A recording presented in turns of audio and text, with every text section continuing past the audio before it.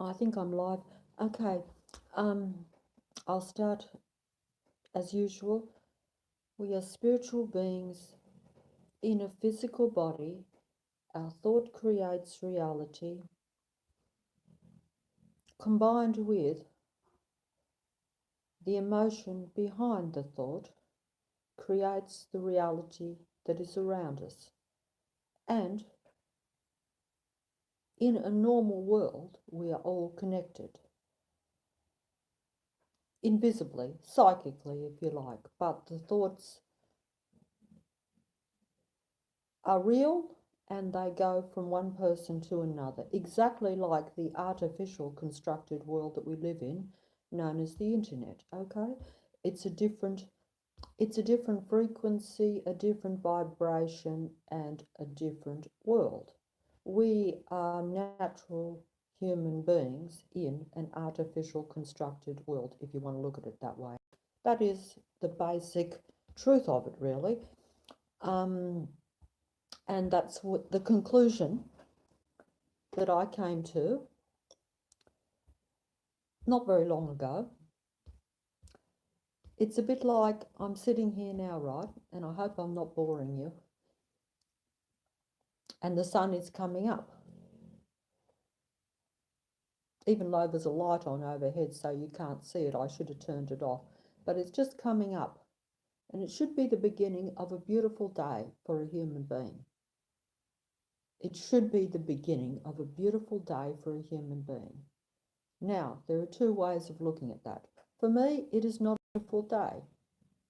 I see it as another day of survival and being surrounded by what I call evil, dark forces. But by evil, when I say that word, I've said it before, I mean evil means backwards, evil is spelled live.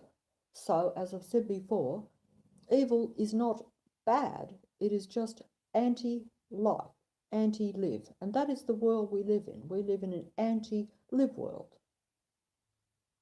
That's what it is. I see the sun coming up and I should be looking forward to another beautiful day because the sun alone coming up, if you are a spiritual being at a reasonable frequency, because everything is frequency and vibration. Look, this is weird for me too, okay? So don't think I'm being clever here. I'm not. This is new to me and it's weird for me too, to realize that we are living in basically a totally spiritual world, not a physical world at all, but we are surrounded by physical.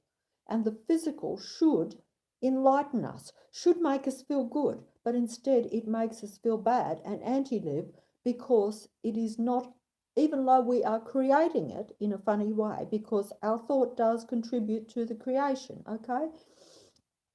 We do not have control over our thinking and we do not have control over this construct that is around us. It is totally separate from us.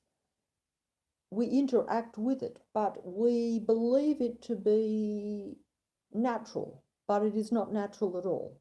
It is, it would only be natural if we realized, as I'm coming to realize this. I haven't got the full realization because it's too much for me, like it is for everyone else. This is why most people are supposed to be waking up and seeing the truth of what they are and the truth of the world, but we can't do it because it's too much for us. It's too much for me. It is too much different to what we believe to be the reality. If it was a little bit, most people would wake up to it and see it very quickly. And most people, even now when they see truth, I see people that know more about the world than me. Every day I see them and I talk, and sometimes I'll even talk if I can to them. It's very hard to talk to people, and I'm a shy person, so this is something that I've had to just recently get over. Even making these videos, what would once have been like a dream, a bit like I want to be a movie star, so I want to be noticed, I want to be in this real world. Now it's abhorrent to me because it's like, hey, this is not the real world.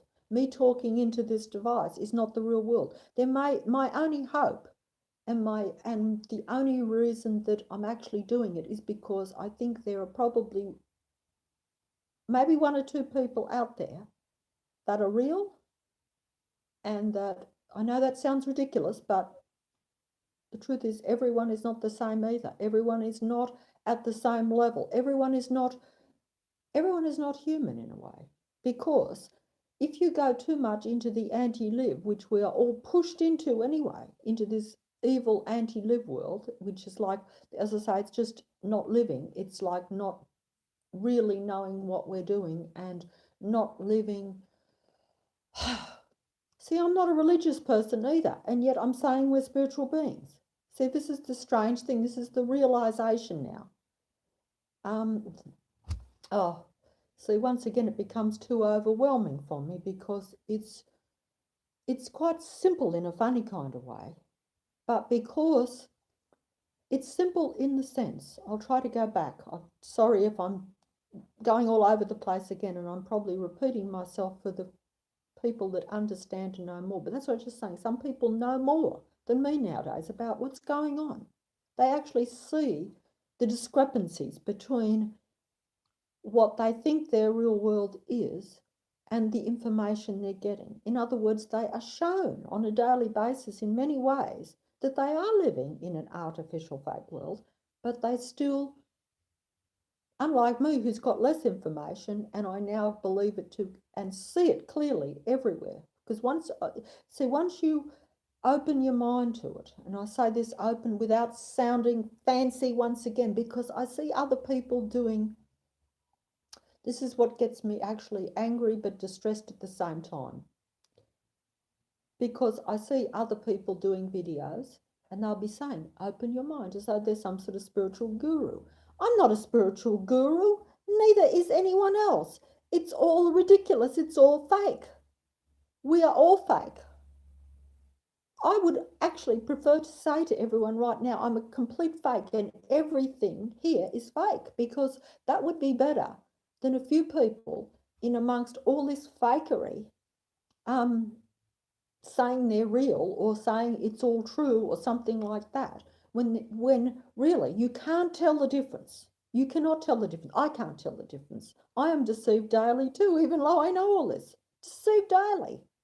I do not know the difference between what is real and what isn't. Now that makes me sound crazy, so therefore you should turn off. But what I'm trying to say is I know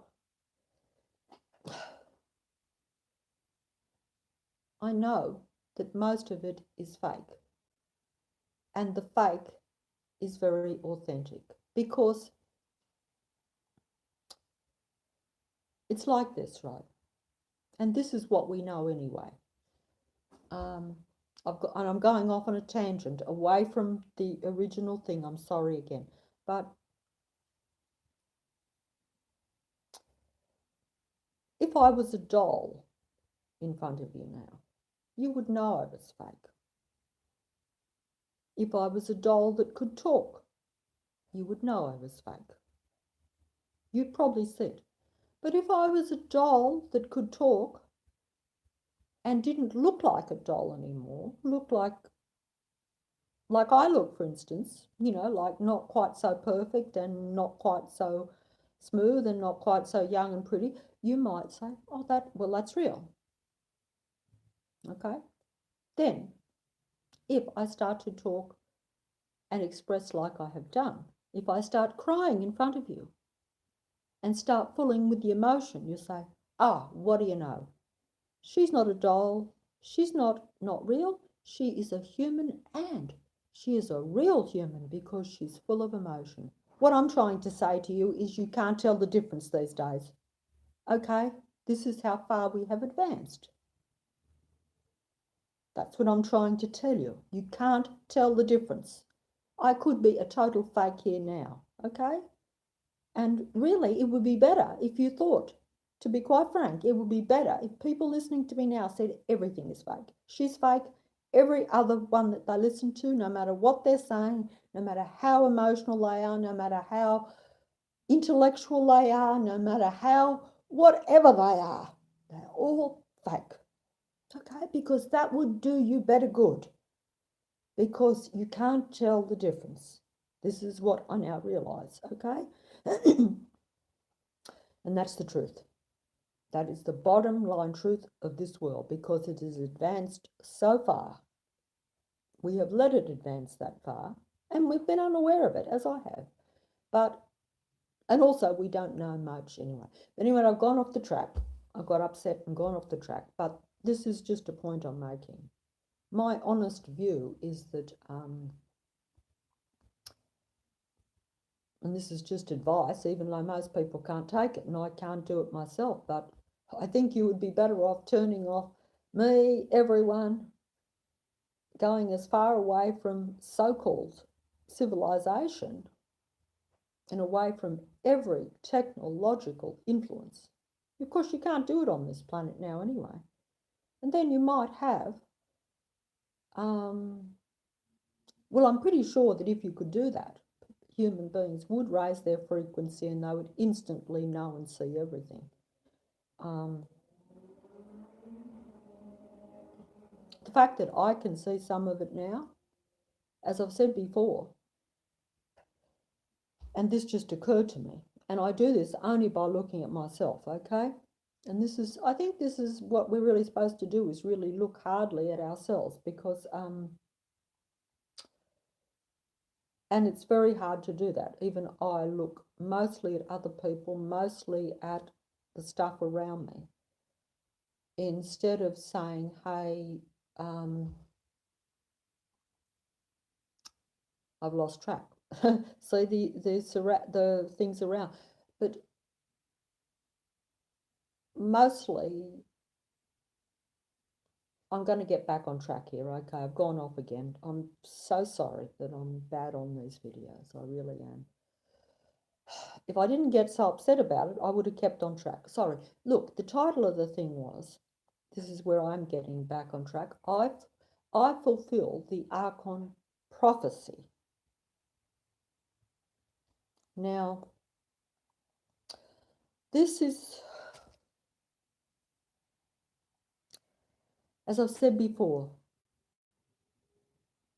none of this stuff is religious, and I have not been of a religious, I'm going to say I've not been of any church or any religious denomination my entire life, okay? So why does this happen to me? I suppose you could say, why did Dermot escape the Matrix in the other video? Why did the retarded little boy, well, he wasn't a boy when he died, he was 50, but he was always a boy. He acted like a boy. He even half looked like a boy because he was at the boy level, the child level, which is good really, but people dismiss that. But the thing is that how did he escape the Matrix?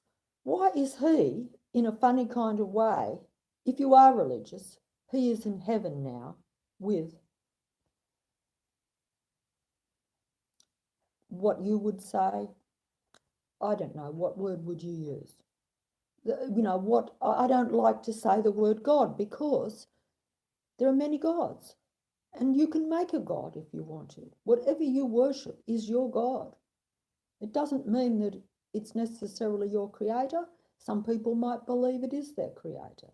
That doesn't mean it is either. It may or may not be. This is a world of deception. Most people are deceived.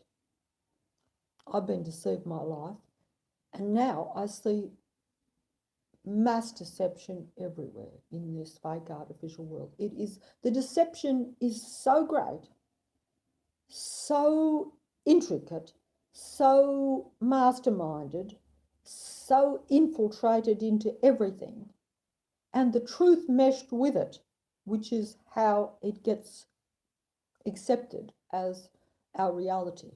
Because human beings, we're not silly. We aren't really.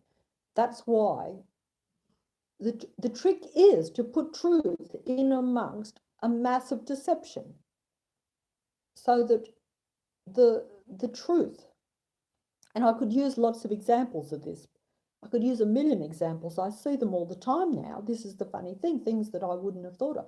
But that is the sad thing, is the truth even truth, even real truth, is used against us and used to trick us, to manipulate us. This is the mastermind of it. This is what I see now, because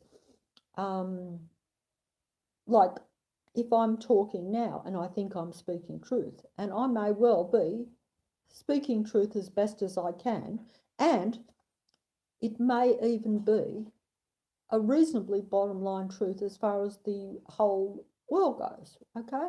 But there will be a million others saying the same thing, but they will be using that same truth to get people maybe to follow them,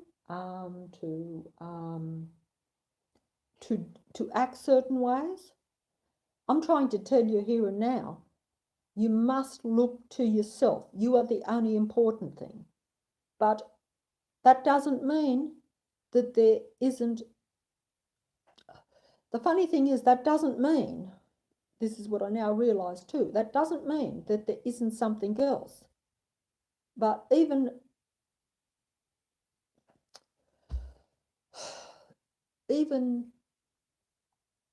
I'm trying to be very careful here, and you probably say, why doesn't she just come out with it? This is because of the world we live in. I don't want to put myself on the line too much with things. And also, I do not know the ultimate truth, okay? I do not know the 100% full picture. I think I've got a lot of the pieces now, but there's still probably many missing pieces. But I'm not saying that the pieces that I'm giving you aren't true, okay? They are. And I still think that the bottom line essence of what we are as human beings, if like I say, if you take what I've always said at the start, and this is, you know, just what you and I am, if you're a human being, that your thought creates reality, and that you're a spiritual being, not really meant to be thinking so much physical. The physical is to trick you and to confuse you and to get you into the physical world, to where you play this video game that is controlled by anti-live forces, negative forces, and that's the case. And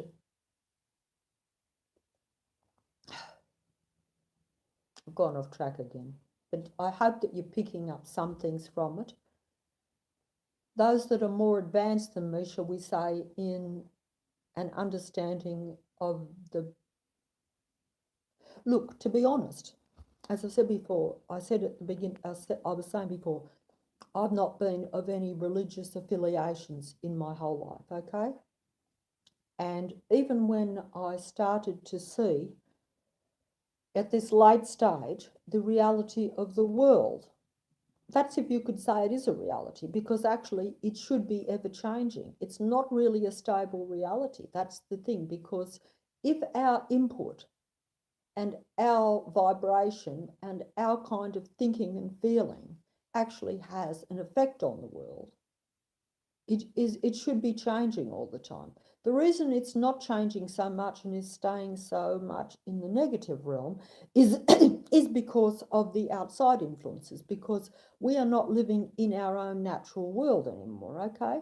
We're not in, if we were living as we should have been and were originally, this is what I think, in a natural world, and we were natural, and we were creating and interacting only with the natural, as I said before, there would not be this chaotic world that we live in. Now, some people who have decided, shall we say, to acknowledge what has taken place in the world, acknowledge and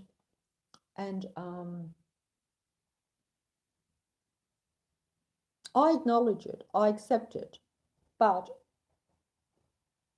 some humans have taken it one step further, and they worship it. Okay, so there's a difference, and it's a step. Okay, so they're like saying, well, look, it's not really negative.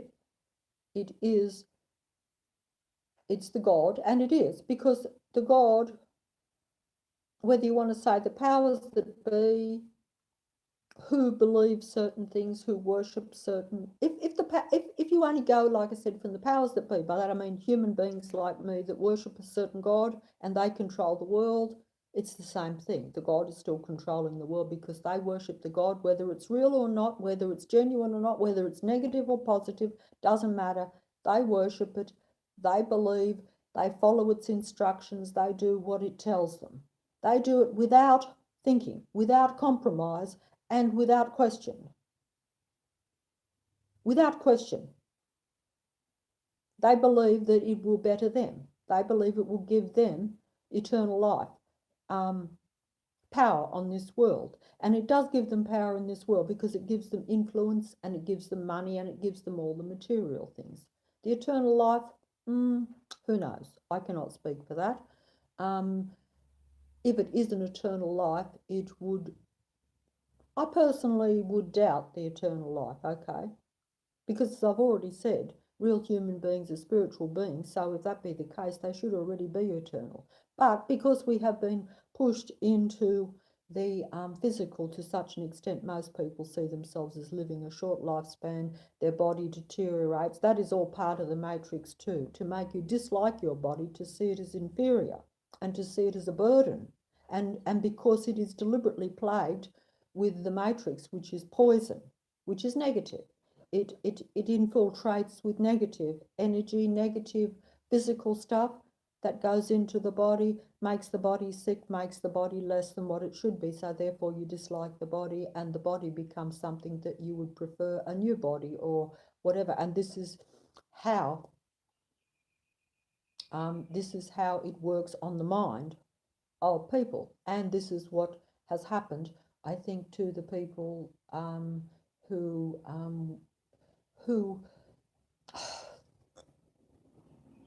worship the material God that rules this world, the technological material God. And then you will look for a technological material solution to your weakening physical body, even though we're really spiritual beings. But this physical body that we were given originally was the perfect vehicle originally for the spiritual being in this domain. But this domain that we're living in now, I personally do not think is the original domain. And that's another thing too. So that's why it is easy. And I'm talking through my hat here, by the way. I'm going to say this. I'm going to openly tell you I'm talking through my hat here. This is purely speculation at the best, but it could be true. I don't know. But it just come to me now anyway. Most of what I tell you is what I actually do think is true. Okay, as best as I know, as far as I know it at this point. But I'm not going to change on the stand of what we are, okay? That is like saying that is the original creation, shall we say? That is what we were really meant to be. We were meant to be in a natural world. This world is not natural now. This world is not our original world, whichever way you look at it. Whether you want to say this world has been changed by the powers that be, by the gods, by man's mind being infiltrated by the negative forces, by anything you like, but we all know it's happening. And so then we do bad too, but, you know. But anyway, I've gone off track. Sorry. Oh, I have gone off track.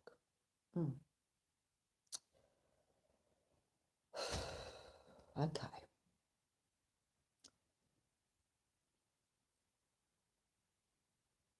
I'll have to go back to the title again then. I fulfill the ARCHON prophecy. Anyone who is human is fulfilling the ARCHON prophecy. That title came to me. Now that also could be religious, okay? This is what I'm trying to say, is that I have not been of the religious denominations, and I would not want to be, because even though there could well be one, okay, one, not the religion, There could well be one true creator God of us as humans, whatever. But now, some people, many people, probably, many more than what I would have comprehended, worship the God of this world, okay? The God of this world. Now, this is what the information I get now.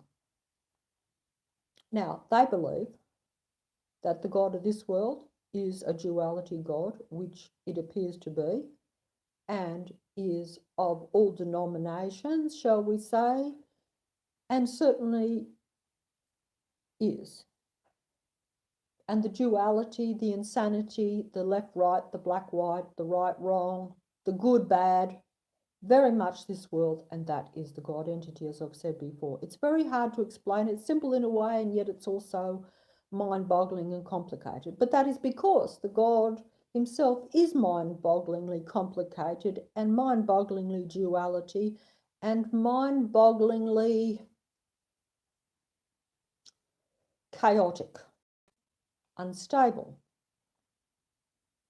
in a genius, masterful way. It's like a genius that runs amok. Can you imagine the power of that? Where you have a genius mindset and vast technology, but it is not stable.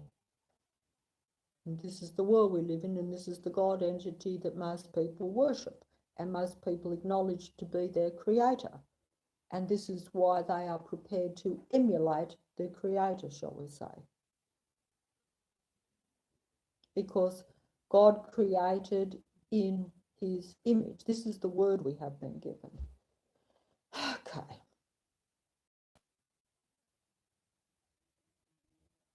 This is not the story that I have told in other things, but I have said, yes, it is the truth now. But I personally have always went with the line that certain number of human beings were here on the original Earth. There again, I go back to that, coming back to me now, the original Earth. Now, some people might say this is the original Earth, but it has just changed a lot. You can take it that way if you want, or you could say it was totally destroyed and we are now living in a computer simulated, artificial, fake, alien, negative, destructive, poisonous world. Why would this be the original Earth if that be the case? That's what I would have to say. I would have to say something dramatic has changed. We are not living in the original, natural, beautiful Earth where we were in sync with it and we were its prime assets. But also we valued and interacted. We were one with it. Now, even this is a dangerous thing to say these days because the people who worship the God that rules this world believe this too, because they are under mass deception too. They believe that they are correct in worshipping the God of this poisonous negative world. But how can that be true if he is here and he allows the poisonous negative world and makes it more poisonous and negative? Because even if we humans do make mistakes and do contribute a little bit, our intention is really not that. And really, to me, if I look at it, I say our contribution is small, whereas we are told that it is big. So we have the guilt put on us so that we are in low vibration, we fight with one another, we become negative. This is what I think anyway. Because the original Earth is not here anymore. I do not think it is. I do not feel that it is. But this world is still something that we have to try to value, though, because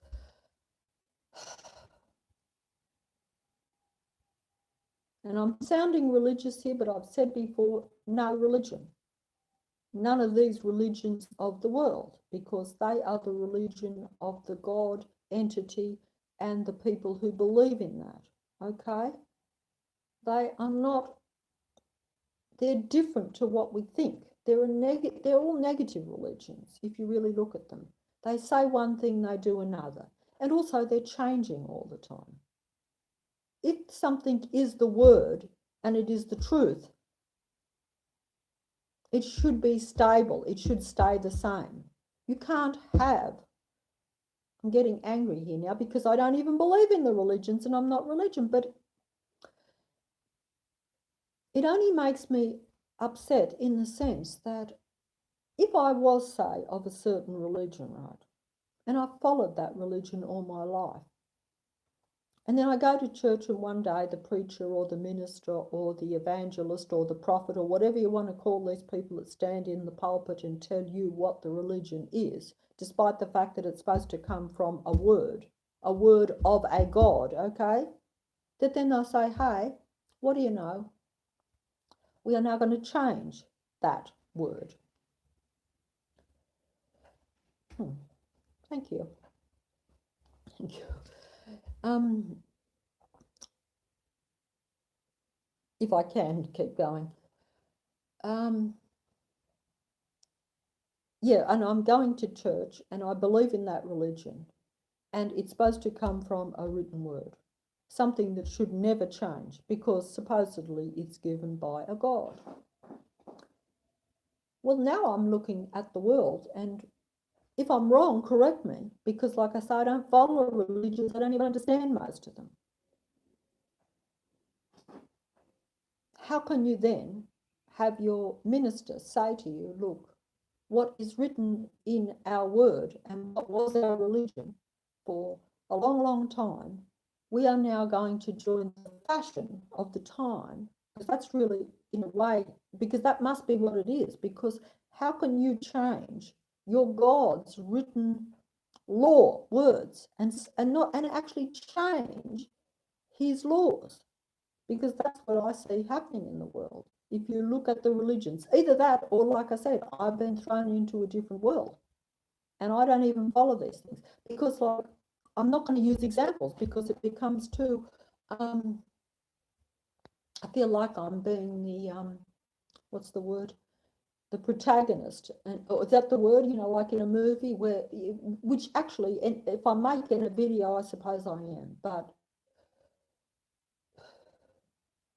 I find it's just that it's distressing and confusing in a funny kind of way, but also I find it an unreality. And I don't understand why people can't see this unreality.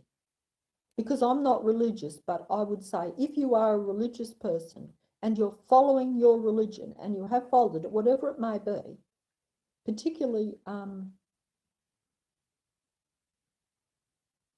this would forget I'm in Sydney, Australia, so that's what the only thing that I would even know remote or twice, but not to listen to a sermon.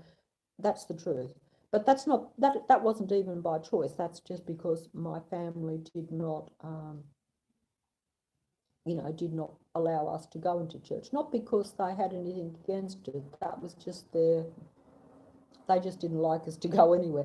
But anyway, I'm rambling on too personal here. Rubbish, yeah, I'm sorry. But it strikes me that if you go to church and your minister, your preacher, prophet, or whatever it is that stands in the pulpit and tells you, and then after you've been following that religion and certain beliefs and a certain way of life, and even society, so-called society, has followed that, the majority have followed that same, and then they now say, hey, this is wrong. No, not wrong, but we are now broadening it to say that the God is this or that, and therefore you can be this or that. Now, well, look, all I'm trying to say is that I know some people will definitely get this, other people probably won't. Only in the sense that people like to think that we're broad-minded these days. We like to think that we are becoming more broad-minded. and we are being more inclusive, and we are being more fair. We're not discriminating against anyone or anything. And this, of course, is how it should be. So there again, the truth is definitely used to confuse us. But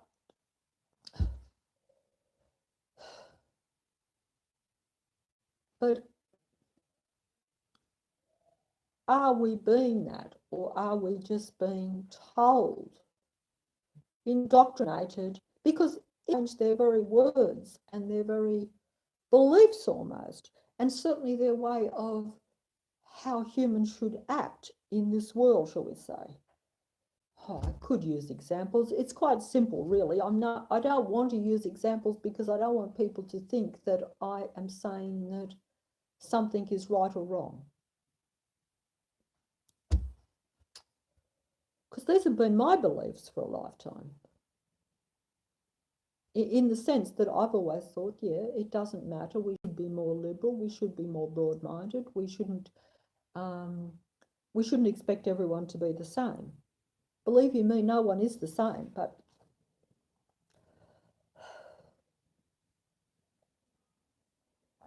okay, it goes off very quick.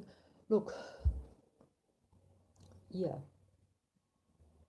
I've gone off track again, but I was just looking there to see, yeah, look, it's a mass deception because, yes, even, look, I'm saying that even in my life, I would have thought, yeah, even though I was not of religious denominations, right, I would have thought, hey, it doesn't matter if different people behave differently. We're all individuals. Actually, we're not individuals now because we're actually kind of being indoctrinated to be all individuals. But the all individuals means that we will all be the same, because if what was once regarded was a minority group, shall we say, now becomes the majority. You see what I'm saying? Or if a view that was once held to be minority, or if a group of people were not looked upon as the norm or the majority, but they are now accepted into the majority, and that becomes acceptable as the norm and the majority, if you follow me, then that individual thing that we think is being individual, a bit like if I, that example someone else must have used, if there again people, it's very hard to explain, but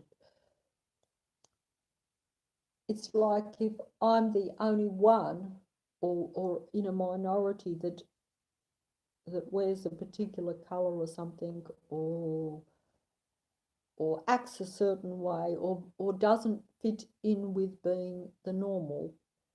Oh, see, I should be direct, but I don't want to be, and this is it. This is the problem. But I think some people will get what I'm saying, is that the minority groups then become the majority, and then that becomes the normal. And then what was once normal becomes a minority and eventually becomes almost extinct, if you follow me. I know some people will be following this very easily and will probably have known it long before me. This is what is happening, and this is even in the religions. If you can change the word of your God, whoever or whatever that may be, just because this is what I'm seeing, because I see it now. I see that they changed the actual rules.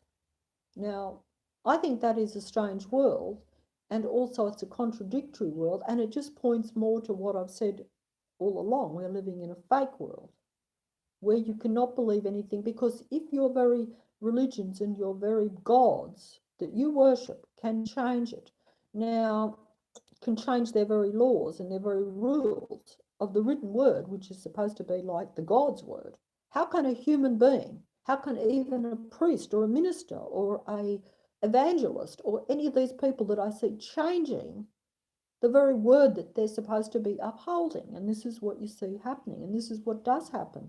Now, whether this My only question to that would be, what that shows that it's a fake world for 100% for me anyway. So there again, I would say walk away. But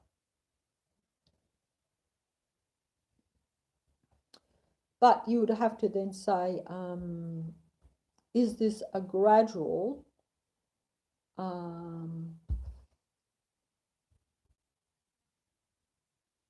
well, I guess I was going to say something. I don't like to use the different books even, but I've said before,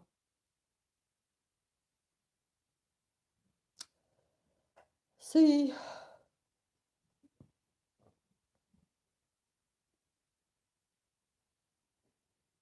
okay, I wrote something down here. I can see it over there because otherwise I can't remember a thing. I don't even want to say this, and it's written down over here.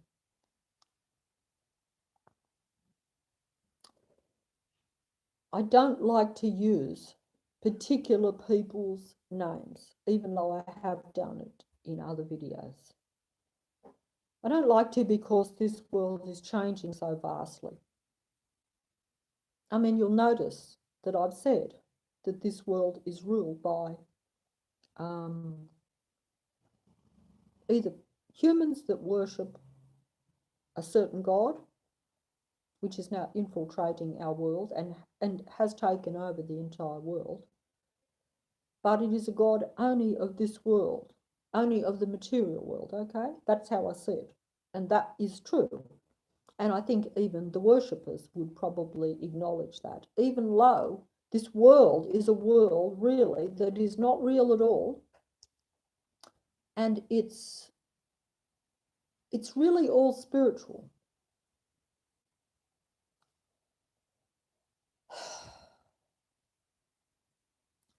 I'll have to say my little thing over there and then get back to the original thing, and maybe some of you will already know it, so you won't be piecing it together, but maybe you might get something out of it. I don't know. But it does all fit, but I'm not doing this very well. If I was like these people, and I say these people, these so-called human religious people, and I say so-called human because if you worship the God that rules the world, and he does, he is not human. She is not human. She is not of the one. He is not the God of I created man and woman and all that stuff. That is quite clear to me, even though I don't understand it. Okay, I know some of you out there, if there's a few that are listening, that because some religious people, I have to say this, and I've said I'm not of the religious denominations. Some religious people are like Dermot that escaped the matrix and is probably now in heaven with the original creator, okay, if there is one, okay? Not the God of this world, but another, because, not because he was religious, because like myself, he didn't even know religion. He was too, he was retarded and he did not think of religion. In fact, he was quite carnal in some ways in his thinking, but it was all innocent, you see. It was all kind. It was all of the heart. And that is why he would be with the creator, if there is a creator, and a creator that is different to this world. This world creator is like the previous video, right, where I said there are two ways. What am I doing? I'm putting my hand up. I'm so sorry. This is another thing. I've got sidetracked again. We move our hands around and we can create symbols with the hands. And if the mind parasites, your frequency is low as mine is now, they can come into your mind and literally maneuver your body. My hand was just moving into a symbolic gesture there. I've only learned about these symbols in recent times. So that means I am actually throwing up some sort of allegiance to the God of the world subconsciously. But I'm doing it to you. If you see me do any of that, please do not take any notice. But there are probably many other people who do in this world who do it consciously, okay, because they do acknowledge the God. I acknowledge, but I do not worship. I was just going to say the difference. I do not worship the God of this world. You know, if he makes my life any harder, it will be very tempting not to, only in the sense that, you know, we are put in pain and discomfort. And those that worship will be given an easier time on this world. And that is a fact. This is the truth of it. This is what I now realise. But anyway, I've gone off the track. Now, what I was saying was that there are two ways of looking at, watch out for the symbols, because the God likes to place his symbolic presence everywhere in this world. And you see it everywhere now, which I was not aware of either, but it's everywhere. It's completely infiltrated the world. But that is like as if to say, this is my world, this is my property, I own it. That's like a lot of people are like that. They like to show ownership. That's what I was just going to say. The example of the cat that I used in the previous video, I think, where you can have two people with the cat, right? The cat that's down the street, that lives down the road, as they say. Two people play with the cat. One person serves the cat, likes the cat just for what it is. The cat does not have to do anything for the person. This is like this is like the God entity, okay? And this is like some human beings too, particularly the narcissistic, psychopathic type of personality. In other words, you have a relationship with some person, or you have a relationship with the God entity that rules. I am a jealous God. It says so in a certain book. This God will reward you in the physical. It's a physical world. It's his physical world. But you must worship him. You must do something for him. It's like the two people with the cat. One person says, both of them look after the cat, right? Both of them play with the cat. Both of them feed the cat. But one God or one person will feed the cat and like the cat, even though the cat does nothing for that person. In fact, one person is serving the cat. They are feeding the cat. They are looking after the cat. The cat brings them no joy, apart from the fact that they're keeping it living, and that cat is free to live and do what it wants. The other person feeds and loves the cat, or well, there again, I use the word love very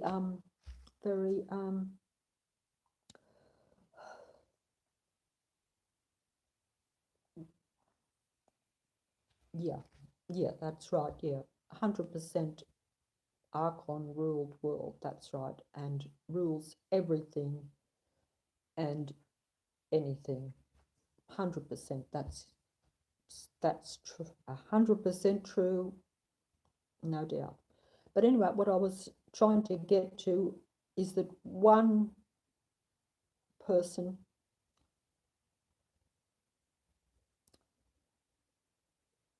looks after the cat, feeds the cat, looks after the person even, shall we say, like in a relationship too. I suppose I should have used the relationship.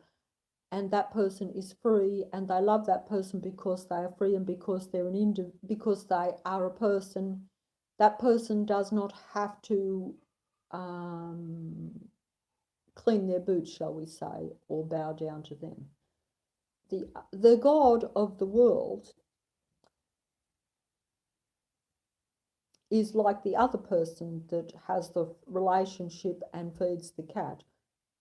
That cat has to do something in return for being fed, in return for being looked after, shall we say. It's not a giving one-way relationship where that person or oh, God, sidetracked. In other words, you have to, in return for what the God gives you, you have to serve the God and you have to worship the God. And you have to do what the God says. You have to provide a service for the God.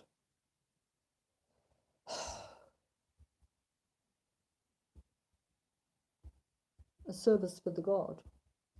The funny thing is, the God actually can't function without you because it is a two-way thing, which means that this God is not like a creator God that, like I'm leaning more towards that originally, in the original, what I call the living library and what others have called the living library, we were placed here and left here with free will to prosper and develop on our own in a natural environment without interference. But unfortunately, when I say unfortunately, it's unfortunate because we never got to see how that went. The living library was destroyed in the sense that if you have an alien God come that is of a different denomination to the human, in other words, it's a technical denomination. That was what I was going to say before, but I got sidetracked about the technical aspect because that is a very big difference. You see, the original human beings, non-technical, the human body is not meant to have technological stuff in it. It's not meant to have artificial food in it. It's not meant to have anything artificial, anything technological. It's a natural organism, and at its highest level, it takes humans to the highest level. But all this has been compromised. This is, and so, but some people believe that the God that came and interacted with the human beings and changed the human beings, because if you have any sort of manipulation or any sort of interaction with a God, when I say a God, I mean what you accept to be a God. It might be a technologically superior being, and you see it as a God, so you bow down to it. And it offers you technological advancement, so you see it as a God and you see it as a benefit, you see. So this is kind of how it works, and this is how the people, the humans of the world, have bowed down to the technological God, because they see that as a way to eternal life, a way to, a way to, and they're rewarded for it too in this physical short life. They're rewarded vastly for it. The more they bow down, the more they serve the God. But like I say, there's two ways. There could be like the two different people that see the cat. One person doesn't need the cat for their survival, doesn't need the cat to serve them. It's a one-way relationship. It is,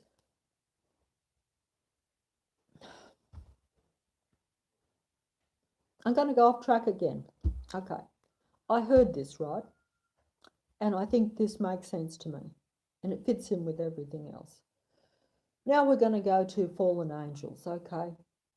It's the same thing as the technological God, because the fallen angels, I think, became technological because they went away from spirituality.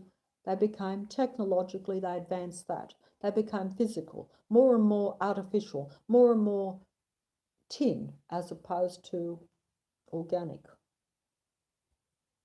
more and more machine as opposed to spirit, if you know what I mean. This is how I see it. It comes to me. But it comes to me and then it goes. Oh dear. The fallen angels. The original, before the fallen angels fell, when they were spiritual,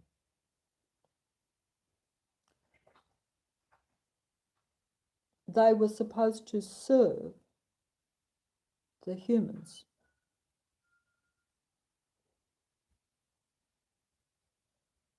They were supposed to look after the humans. But the fallen angels,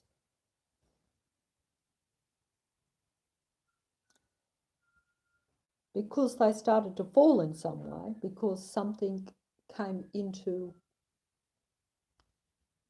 the lead fallen angel, shall we say, who had many followers, because until the lead angel fell, this angel was of the Most High, shall we say. That's what I've been believed. Okay, that's what I've been informed. Second to none, other than perhaps the original creator, whatever. Okay.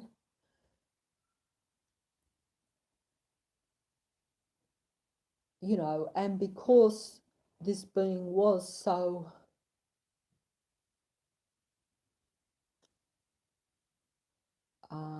valued by the Most High Creator in a way, and it was true too. So there again, it was not unreasonable for this being to be pleased with itself. But now I don't know what happened, but obviously something happened. Now, look, if you take it from religious points of view, it sounds very simple to say it was just hubris, ego, being exalted so much that it goes to your head, which can happen as power goes to the head, and vanity and all this goes to the head of all of us if we are lucky enough to have it. Now, I personally would go much more with other sources that would have to say that some sort of accident happened, because it's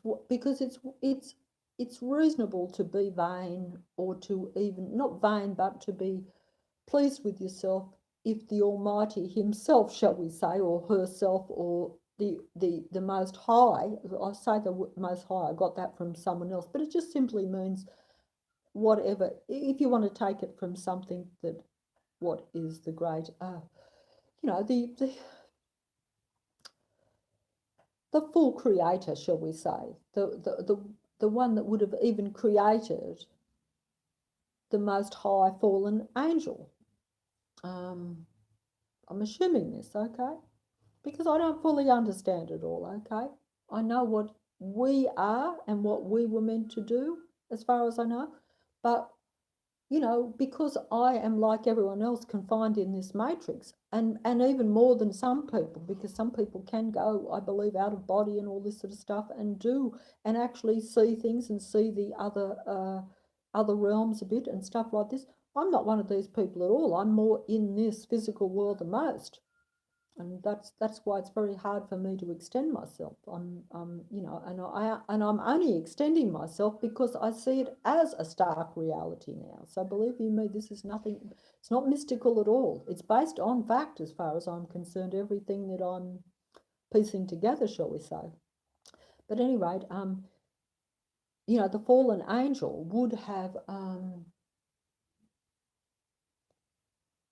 because the fallen angel got contaminated, had an accident, let the mind parasites infect him, her, the being, because I don't know if it's a male, female, or whatever. So I'm going to say that, and it could be, we're dealing with different things here. In this earth, we were placed here as a man and as a woman originally, but that doesn't mean that there aren't other beings that are different to this. And certainly as you go higher up, who knows? But I can't speak on that. But from what I can see of what is happening near on Earth, I would have to go with a meshing of the male-female stuff, okay? But that doesn't mean, that's what I'm saying, this is the deception, is that if you worship this being now, you could well be under the illusion that that is the natural way that humans were meant to be and are. But if that was the case, we wouldn't be the way we are. That's, to me, is logic. You know, because if you have to technically change something after it already is, that to me implies that you're being manipulated the other way around, because why would God create something and then it get changed, etc.? Either that, or they're twisting. Yeah, the religions are twisted around too, because there are some people who are now. Oh, this is the massive deception of the world. Even look at me, I'm exhausted with thinking about it. Even you see, the if you believe in whatever God you believe in, right, you're going to say that the opposition to that is the evil, or in other words, you're going to say that no, your God is the good one and the other is the bad one. That's how it seems to work. Now, what is the real truth in all of this is what you have to find. That's the problem. And I try to use a little bit of logic, even though I say we're spiritual beings, so we shouldn't have to look at facts and stuff like that. Yes, I use a little bit of gut as well. So what do you really think about this? And a little bit of feeling too, because if you've lost the feeling, then you've already lost the spirit. So you're not going to be able to get in touch with that, and you're going to operate in the physical totally, and in the intellect, and in the logic totally. And you're not going to have any sixth sense or any ability to say this is right or this is really wrong, or this is, even though in the past human beings would have naturally known a little bit more, I would say, of what was acceptable and what was beneficial, really. Not even acceptable, but beneficial to them.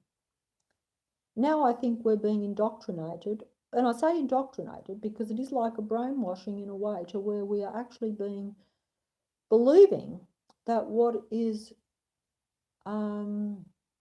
not beneficial to us is actually desirable and is beneficial.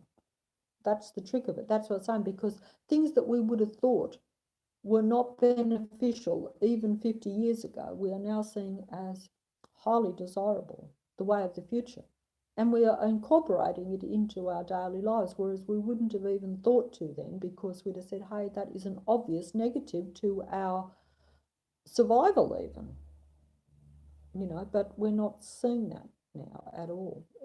I know some people will be following this and far ahead of me. Others will be wondering what I'm talking about, as I would have wondered what I was talking about not very long ago.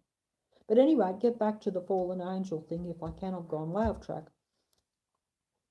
Yeah, the fallen angel eventually was supposed to, I think, serve humans, but he's not a serving God. He wants the humans and other beings to serve him. That's the main difference, I think. A bit like the cat example, where one loves the cat and looks after it with no expectation of reward or nothing. The cat doesn't have to do anything except live and exist and be free and happy and survive. Whereas another person has the cat for a benefit to them, whether it be that, oh, I want to, the cat has to perform a use for that person, some use, whatever it may be, even if it's only, or the same with any animal, it would be like, and the same with the human being. It'd be like, oh, I only go with that person because that person is beautiful and I want to be seen walking around with a beautiful woman. Oh, I only go with that person because they've got money, because that person can provide me with the comforts of life. You know, that is how the God entity works. It is not an unconditional love from the God. It is a very conditional love. It is a very, you have to serve the God, you have to worship the God, you have to be a benefit to the God, you have to be able to be a benefit in this physical world for the God, otherwise you're not wanted, okay? And that's like some people, and like some people even with animals, and some people with the world, in a way, you know.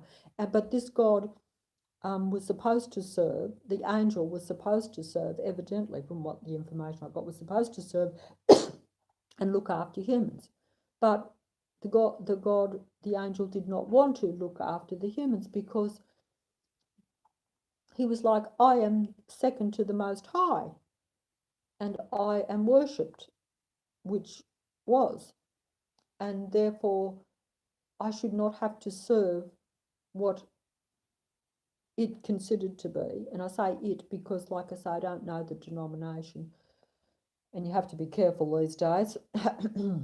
That's new to me too. I do not get it. I do not get it at all. But also, it just makes life harder and so much more confusing. It just becomes a minefield, even with the language. I do not want to be part of where everything is changing so fast and you can't keep up with the changes of things. You know, it just shows me how insane and how fake the world is.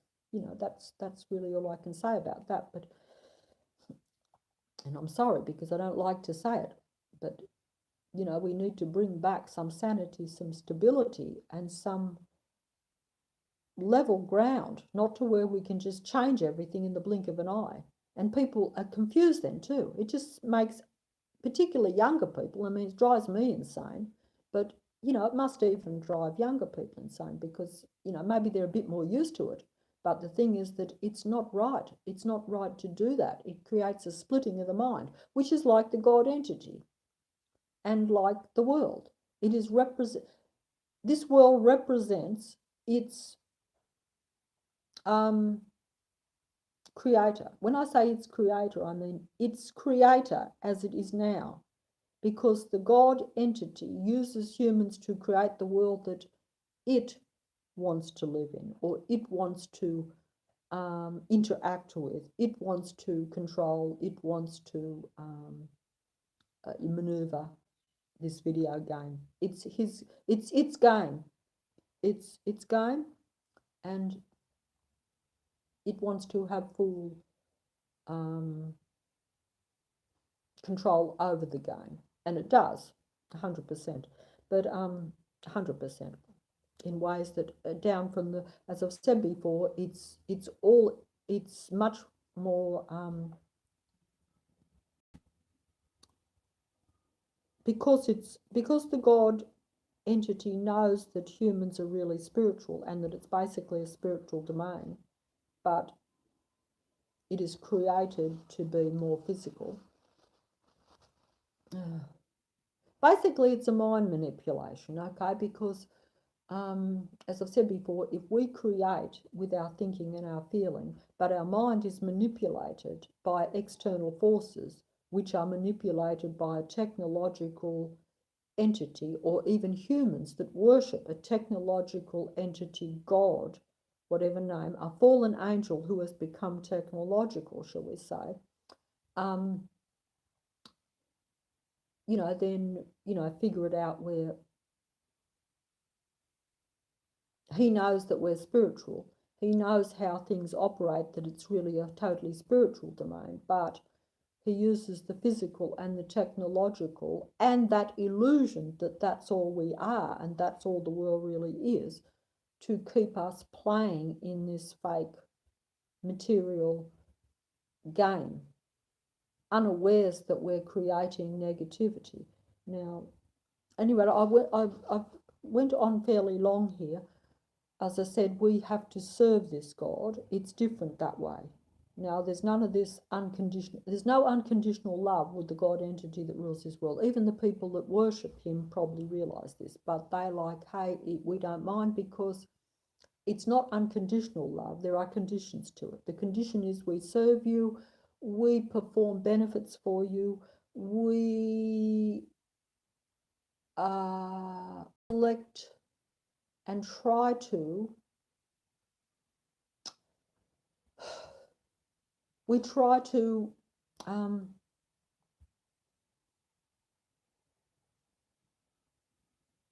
those that worship the God, their goal is to I'm trying to find the words. You see, the things are coming. I know what I'm thinking. In other words, they are there to get more disciples for the God, to get more followers for the God. A bit like when you go to church, the preacher or the minister or the evangelist is trying to get more people into that church, to indoctrinate you into that religion. Okay? And it's the same thing. So their disciples, the powerful people, the influential people that are in this world, they seduce me and you, and I have been seduced too, whether it be by, it could be by something as simple as going to a movie and liking the movie stars.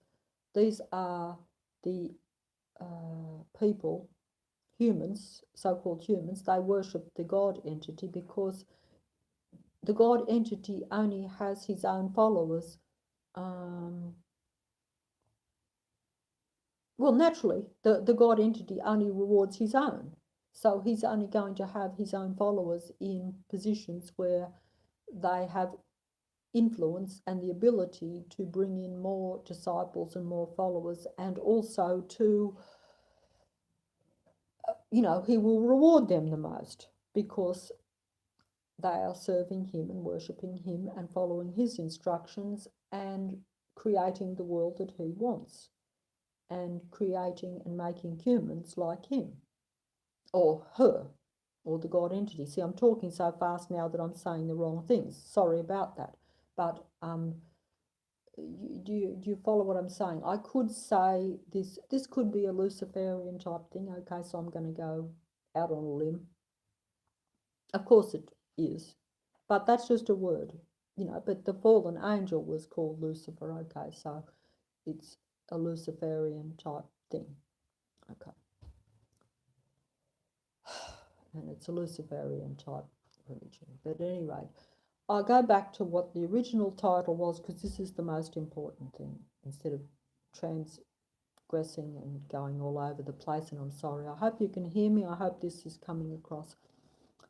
The title was I Fulfill the ARCHON Prophecy. Now look, as I said before, not religious, but look, religion is definitely tied into this because the truth has to be put there. This is what I now realise. So yes, you can look into the religions, but you have to be able to discern and see what is the truth. And that is the hard thing. But at any rate, I fulfill the ARCHON prophecy. We humans, those that are human, fulfill it in the sense that because we're spiritual beings, our thought creates reality combined with whether we are negative or positive feeling and our emotions. And because we live in a basically spiritual domain that becomes solid and physical by our thinking, but it's still really, and the God knows this, even though he manipulates it with technology. He is not spiritual anymore. But he knows because he was once very spiritual, spiritual of the Most High. So he fully understands how this domain works. It is now an artificially constructed world that he has constructed, that the God entity has constructed and his followers and disciples have constructed, with us being prime constructors too, unbeknownst to us. Okay? That's why I say the title is I and other humans. I'll say I, okay? So I'll put all the onus on myself, and I'm going to blame myself here now and explain how. I fulfill the ARCHON prophecy and have fulfilled it most of my life. It's a negative prophecy created by a negative, angry, vengeful God who did not want to serve humans and therefore looks down on humans because humans were in the God entity's eyes less because they were undeveloped, and the God entity was second to the Most High, shall we say, the fallen angels. So he did not want to serve and look after the humans. It was a chore. And she thought, I guess thought, oh,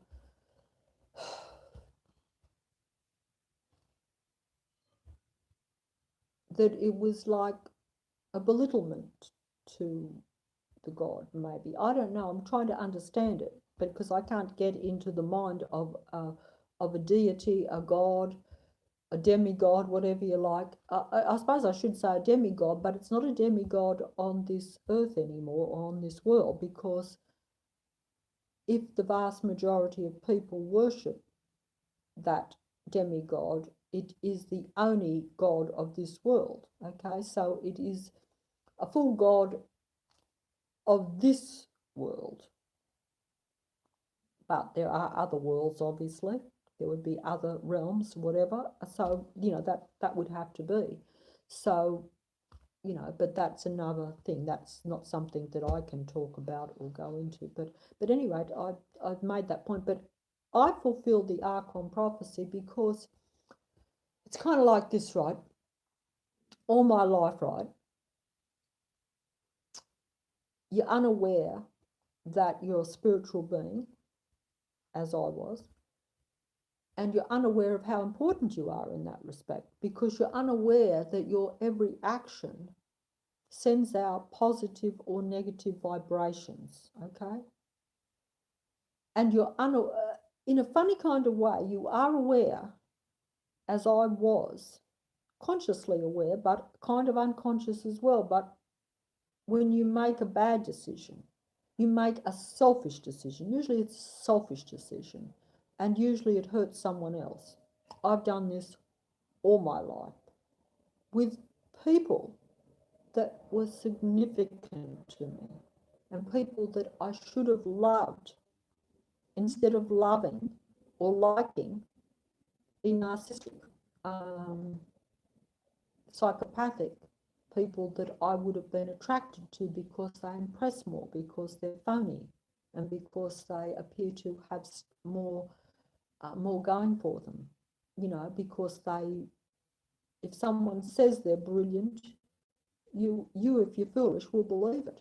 And if someone, I mean, we're all guilty of looking up to the idols. These are false idols, are not what you think. They are, they're fake in every single way. So whatever you think about them, you're in an illusion, because they're not even what they appear to be. They're like, they're actors. And some of them are literally actors too, by the way. Actors are actors, and even those that you think are not actors are actors. Anything that is in those entertainment realms, of course, it's all acting.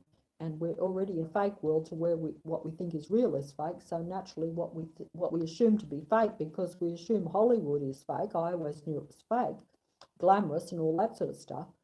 But I didn't realise how fake it is. I knew it was fake in the glamour sense, that a lot of makeup and a lot of that, and when someone is making a movie, that they're acting, so that person playing the part is not the real part, even though subconsciously I think we'd actually see the illusion of the world in a way. You can't tell the difference, and this can happen with real people too, to where you think that what they're presenting, they're acting, their fakeness is the real person. In other words, if someone says, I love you and I care for you, you'll believe it. You've no reason to not believe it, particularly if you're spiritual and trusting and innocent, and have not had that, and do not suspect that someone would want love when they really don't want it, and they really just want control or to defeat you in some way. You'd say, why would someone want to hurt me when I'm worshipping them and giving them all my love? But you see, this is like the God entity. It's a twisted way of a mindset, because the mind has been twisted that way, and that is how they think. It's more of a power thing, because like the God entity and like the worshippers of him, even though the worshippers don't know that the God only rewards and loves them if they serve him. It's not an unconditional love at all. And this is the same with some relationships. But you wouldn't know that, because you couldn't tell the difference. You wouldn't know that you wouldn't know that that God entity or that human being actually doesn't love you at all. And actually, if you didn't serve and provide a service, he or she would hate you and actually be jealous of you and try to destroy you. Because if you serve no purpose, then you're out of the way. So it's not, it's that way, if you're following me. But at any rate, as I say, through my life, every time you do something negative, particularly if you love the wrong people, and hurt the ones that you should be helping, where they're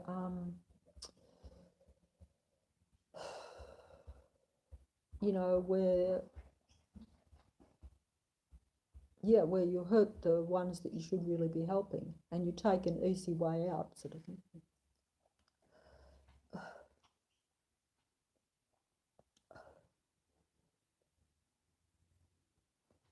It's a bit too quick for me. I'm trying to read it, but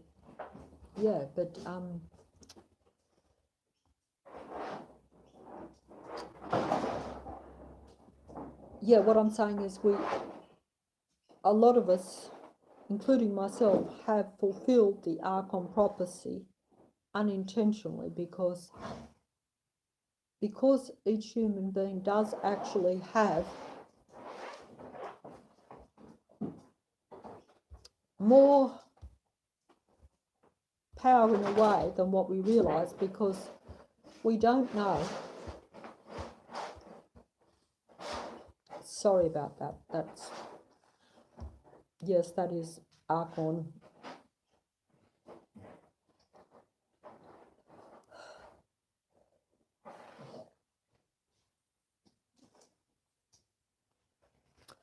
Yeah, well, if you look at some of these things, if you really analysed, I've gone off track here because I can see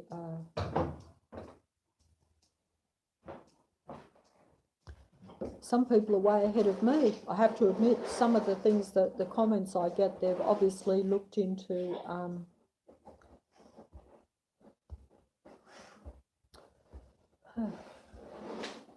yeah, I don't know much about all that. See, that's what I'm saying. I'm actually quite ignorant of a lot of medical, scientific and stuff like that. And the same even with religions, and I'm going to say this. So I'm only coming to the realisation of the basics of it now. And I am being distracted here right now by what you would call interference. This is because it is extremely easy for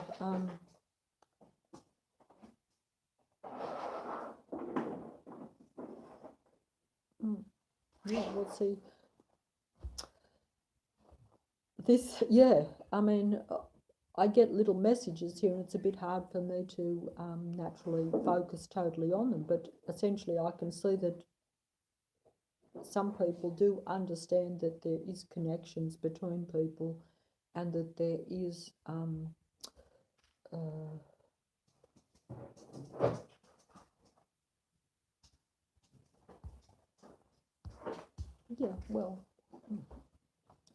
this it is a mass confusion world. That's right. What we think about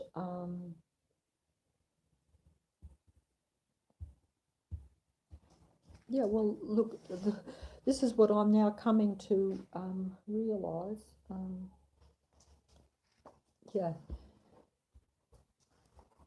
That's what I'm now coming to realise, is that, everything that we basically think about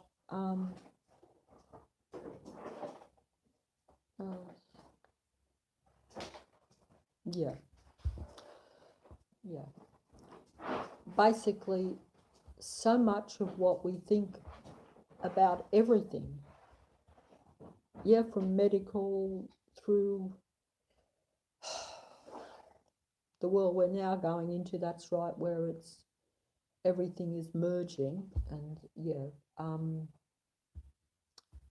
look, it's all just a mass deception, and it's all, for me, as I've said before, I'll go back to what I was saying because it's kind of simple in a way, and yet because of this world we're living in, it becomes complicated beyond belief.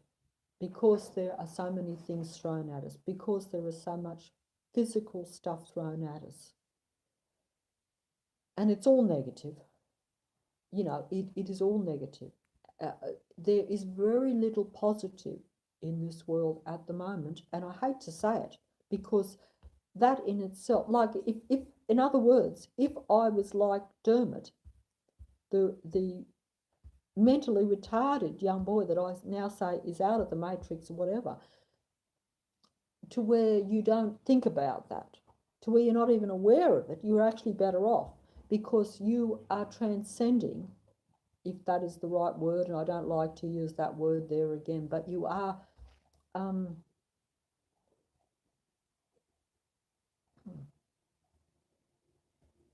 yeah, yeah. Well, look, you are trying, he was not, he was able to overlook all this negative, like if he was around right now, because obviously he's passed on, and he was taken too, he was taken. Um, by that I mean he was taken, you know, this negative world doesn't want positive life people now because they will, even in this negative world, they have the potential to send the good vibration which can affect others. Even in this fake technical world, which tends to inhibit that, makes it very hard. If we were still in a natural world, or even 1,000 years ago, I think that this awakening that people have spoke of would have been here now, and I wouldn't be making this video.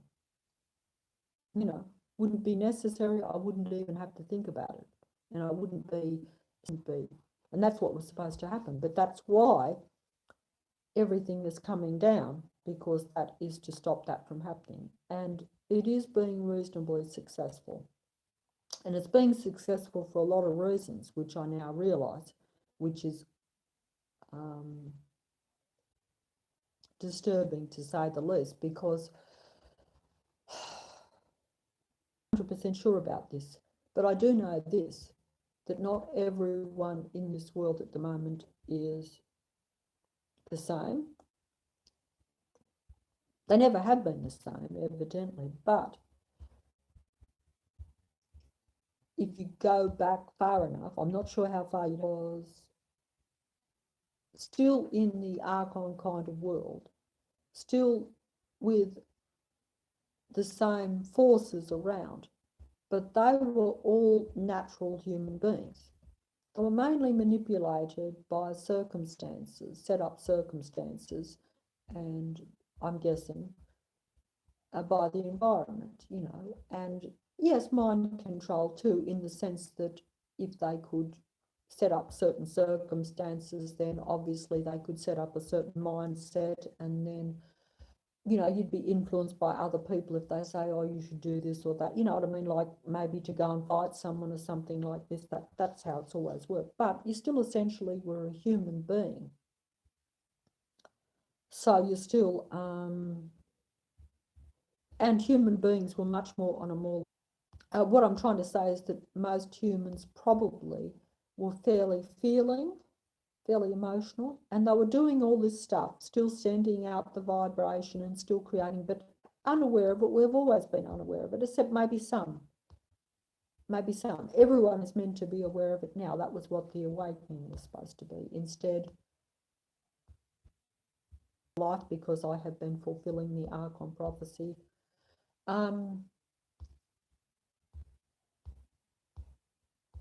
Gone off track again, sorry. Go back to fulfilling the ARCHON prophecy. Yes, through my life, every decision, every decision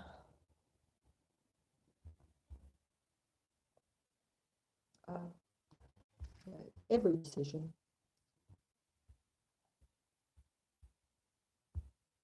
has been, has created a negative vibration, which in turn fulfills the ARCHON prophecy. And the ARCHON prophecy is, yes, if you want to go religious, of course, by all means, because as I've tried to say, and I've only realised this myself now, there are some people who, if they believe in religion, not in the religion, but in, I'm guessing this, okay, but believe in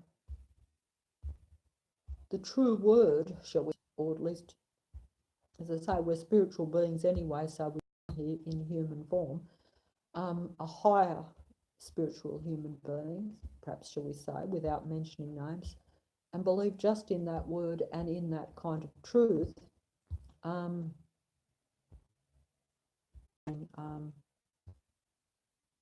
not only here on this earth, but you know, they will stay eternal and will stay human and will stay intact, shall we say.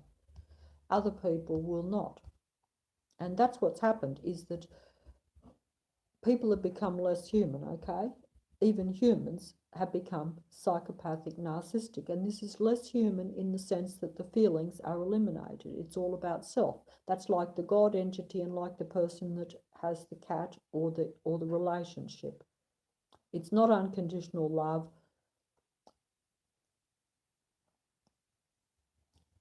The person is incapable of unconditional love towards the animal or towards even a human that they have interacted with, may even appear to love, because it is about you serving them rather than,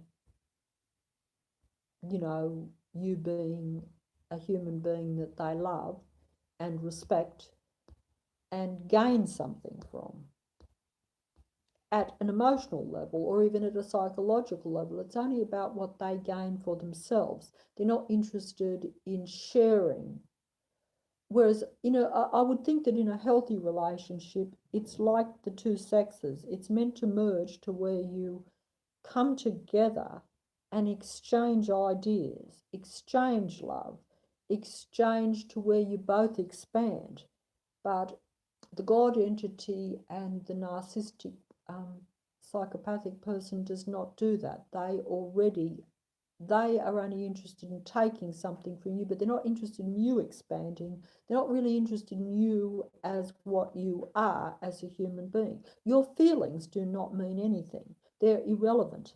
They're not something that that person feels as a vibration. That vibration and that whole thing has gone.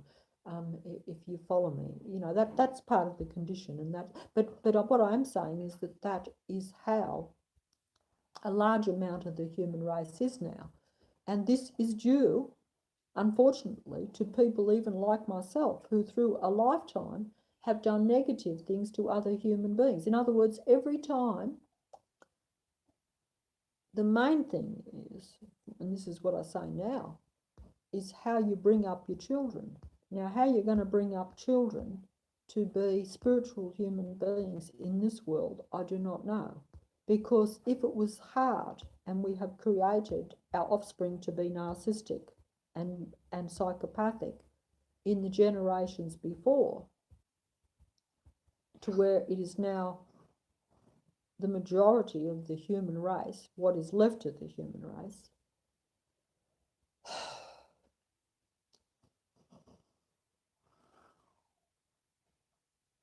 you know, and we have done this because neglect, and that is also something that now would be, whereas I had a choice, right?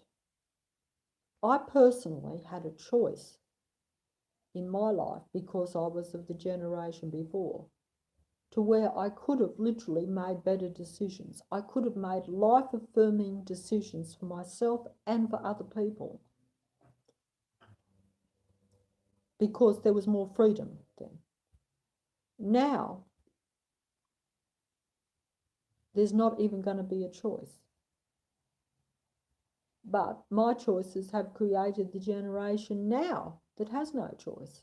and the world that is negative, because every time you make a negative, selfish choice, which is what this world wants you to make, and the God entity, the Luciferian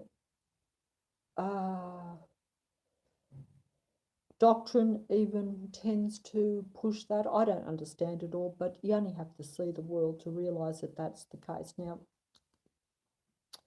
I'm not explaining this very well, but I'm saying that every time I've made that choice, you contribute to this negative world. You make it negative because you're unaware that your personal actions send the vibration. If I had known in my lifetime that I wasn't just making a selfish choice that would affect one or two people, which is bad enough, now I realise that's bad enough, because if you hurt someone that you really love and that you should be helping and that will even help you, it's like saying I can serve a good person or I can serve a bad person. I can serve something that will be negative for myself and for that person and for the world in a way too, because it's like it will go out into the universe or into the world. That's the funny thing. But I did not know that, because I didn't know that I was a spiritual being and that everything is mystical and spiritual, and that everything is frequency and vibration, that even a negative word has a negative effect. Even now, I sometimes will cuss when I'm really angry. When this matrix world is really coming down physically on me, it will be almost impossible not to get angry and do that. And that immediately then means that they have tricked you. You are sending out the negative vibration which keeps this world the way it is. Now, the reason I say we haven't got choice now in this generation is because, like if you've got, say, children, that's if you have been lucky enough and wise enough to have brought your children into the world naturally without too much medical intervention, preferably without any, but that would be hard too. And don't forget, even pregnancy is made painful and difficult by this matrix, and has been, I believe. This is only a personal view, but I believe that even giving birth and creating at a biological level to create a baby should be an easy thing, but it has been made painful and difficult, so therefore you seek medical intervention, etc. And then the medical intervention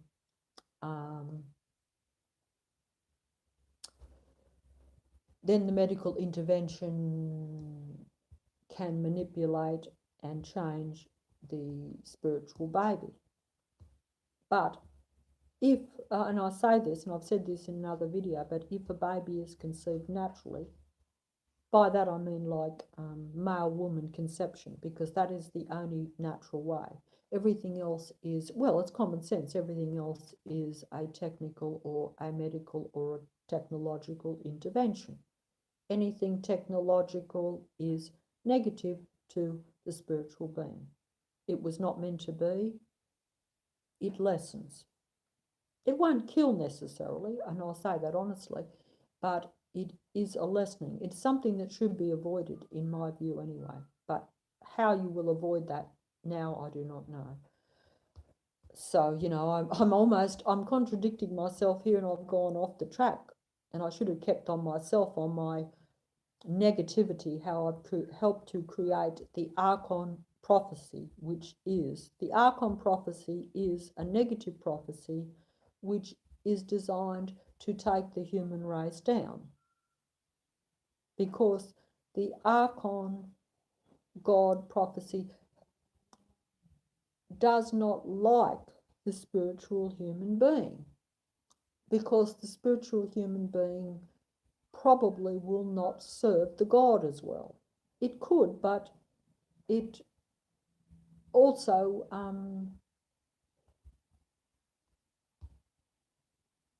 that is kind of like, if I'm gone off track here, but the fallen angel, because the fallen angel was pretty much asked to leave heaven, shall we say, and his high position taken from him because he refused to serve what he considered to be the lesser limited human beings, because the creator of the limited lesser human beings saw the lesser limited human beings as the opposite to that.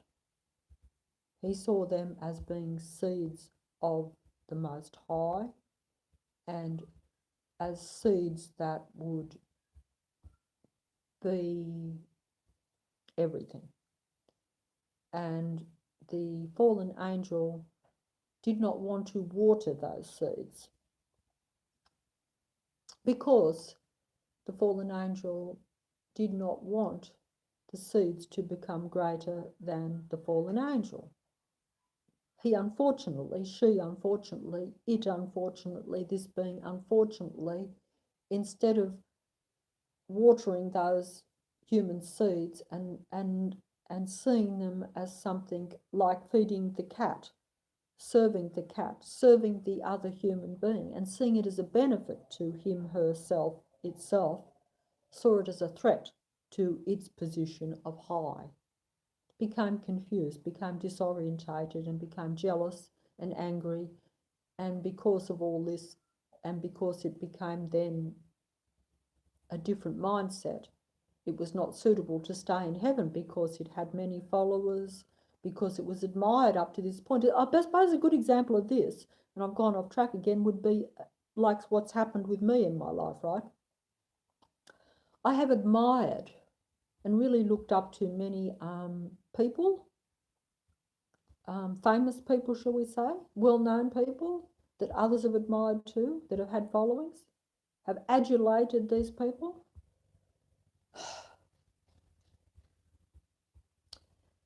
Now, once you start to adulate another human being, whether it be someone famous, a celebrity, whatever the word you want to use, once you do that and you do it for a period of time, even if that individual was pure at the start and good, shall we say, and was making good something worthwhile, doing something good, and you saw them as good, if that human being then starts to change, as the fallen angel did, you will be very reluctant to still let go of that person, that celebrity, that idol, that person that you've looked up to. In fact, it's much more likely that that person will change you to their new way of thinking. In other words, I'm not going to mention names, but there was a title of an album I saw, Good Girl Gone Bad. And you see that quite a lot in recent times, not so much in the past. It was a lot more subtle, but essentially you're seeing what you once liked change into something a little bit different, but you change with it because you think it's fashionable. In other words, a bit like the example I used, if someone you like gets a tattoo, you might well get a tattoo, okay? Whereas 10 years before you'd have said, oh, I wouldn't do that. That's not for me, and that seems like a unnecessary, foolish thing to do, perhaps. Not something that would have even occurred to you, probably. You see, that's where that person is transforming you, whereas you should perhaps, if you are you and you know what is correct, you should probably walk away and say, hey, it grieves me to let go of my idols and the people that I've admired and even worshipped, yeah, because we worship them too, but they are the minions and the disciples of the God entity, even though you might not know that, but either way they rule the world. So, whichever way you look at it, they rule the world, they work for the powers that be, the God, whichever way you want to look at it, okay? And it is very hard, to let go of that. And because it means that you have to say that you were deceived, but actually you weren't deceived, because originally probably what you liked seemed to be good. A bit like when you fall in love with someone, then you realise you fall in love with a narcissist or a psychopath, and then you realise that that person does not love you, that they only wish to control you like God, and you have to serve them. But in serving them, you will have to, yourself will be pushed down. And if that being or that person is very much that way, you will not serve yourself at all. In fact, yourself will be obliterated. And it's the same with the idol worship, the people that I've worshipped or admired, to realise that some of them have changed or are not what you thought they were originally. It's very hard to deal with. It's hard to let go and say, hey, not so much even that you were wrong, but if you've done it for a long period of time, you still cling on to that illusion that the original liking is still true, even though all the evidence will show you the opposite. And this is where, but essentially, once you come to the conclusion, as I had, that everything is fake, including all this, and that it's all a deception and all part of the matrix God control system that is all inclusive and all consuming, and that the fallen angel, if you like, if you want to take it from a religious point of view, or it's a factual point of view in a funny kind of way, that angel does not want to serve you, you have to serve it, and that it actually resents you because it did not want to serve you at the beginning, and that's why it was told to leave, because, and it took its followers with it. The followers could not acknowledge or see, as we can't see now, that the fallen angel had changed, that the fallen angel had become a different being, was no longer of the Most High, was no longer loving and the most spiritual being that it was. It had become less spiritual, more and more, and substituted technology for the spirit, and substituted intellect and power and all the more negative traits for the spiritual and for the for what was in the heaven, shall we say. It gradually changed, and this is what has happened in our world, and this is what has happened even with the people that we admire. But we don't. We find that we can't separate ourselves from. We can't be like the Luciferian type thing. Lucifer, if you like. Okay, I'm going to use words to say who the being is, God entity is, or whatever, because I have to, because otherwise it becomes. But you could look. It probably doesn't matter that much, but it does matter in a sense, because at least that way you might know what I'm talking about. And no doubt that there probably is correct titles, and I apologise to anyone or anything if I'm getting these things wrong, because it's not like these entities come to me and say, you must address me under a certain title. I'm going on information. I assume it's correct. You know, because I don't want the wrath of this world coming down any more on me, because it's already coming down quite a lot. And, you know, even though I shouldn't be fearful, if I was in a higher vibrational state, I would fear no evil, and I would feel no pain, and I would be impervious to these attacks. But because I'm in low vibration, I'm open to the physical attacks, okay? And that is the difficulty of being in this physical realm. You really do have to be a spiritual being, and that's what we were meant to be in order to survive it, particularly since intervention, particularly since the arrival of the fallen angel, the technological negative God entity that is in a state of moving from one to the other, as the psychopath does. The love-hate all the time, the continual confusion. There's never any stability in the mind. It's almost an irrational mind, even though it is the mind of a genius, and great experience and great technological advancement. You see, it's like it's like a genius that has gone insane, basically. It's like the most human beings are now dealing with, and most are worshipping it anyway, because they can't let go of that reality that their God entity has changed.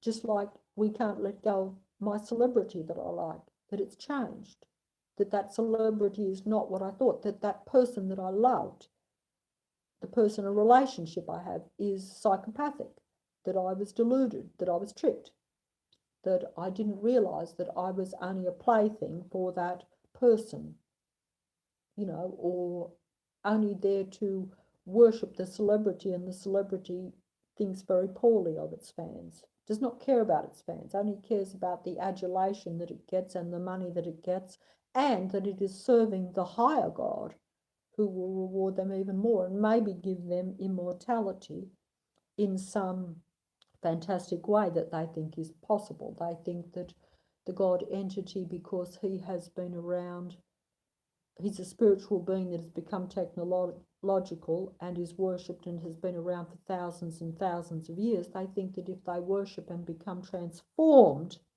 like him, her, that they will be immortal, that they will get the immortal technological light body, and that they will be able to use technology to be immortal.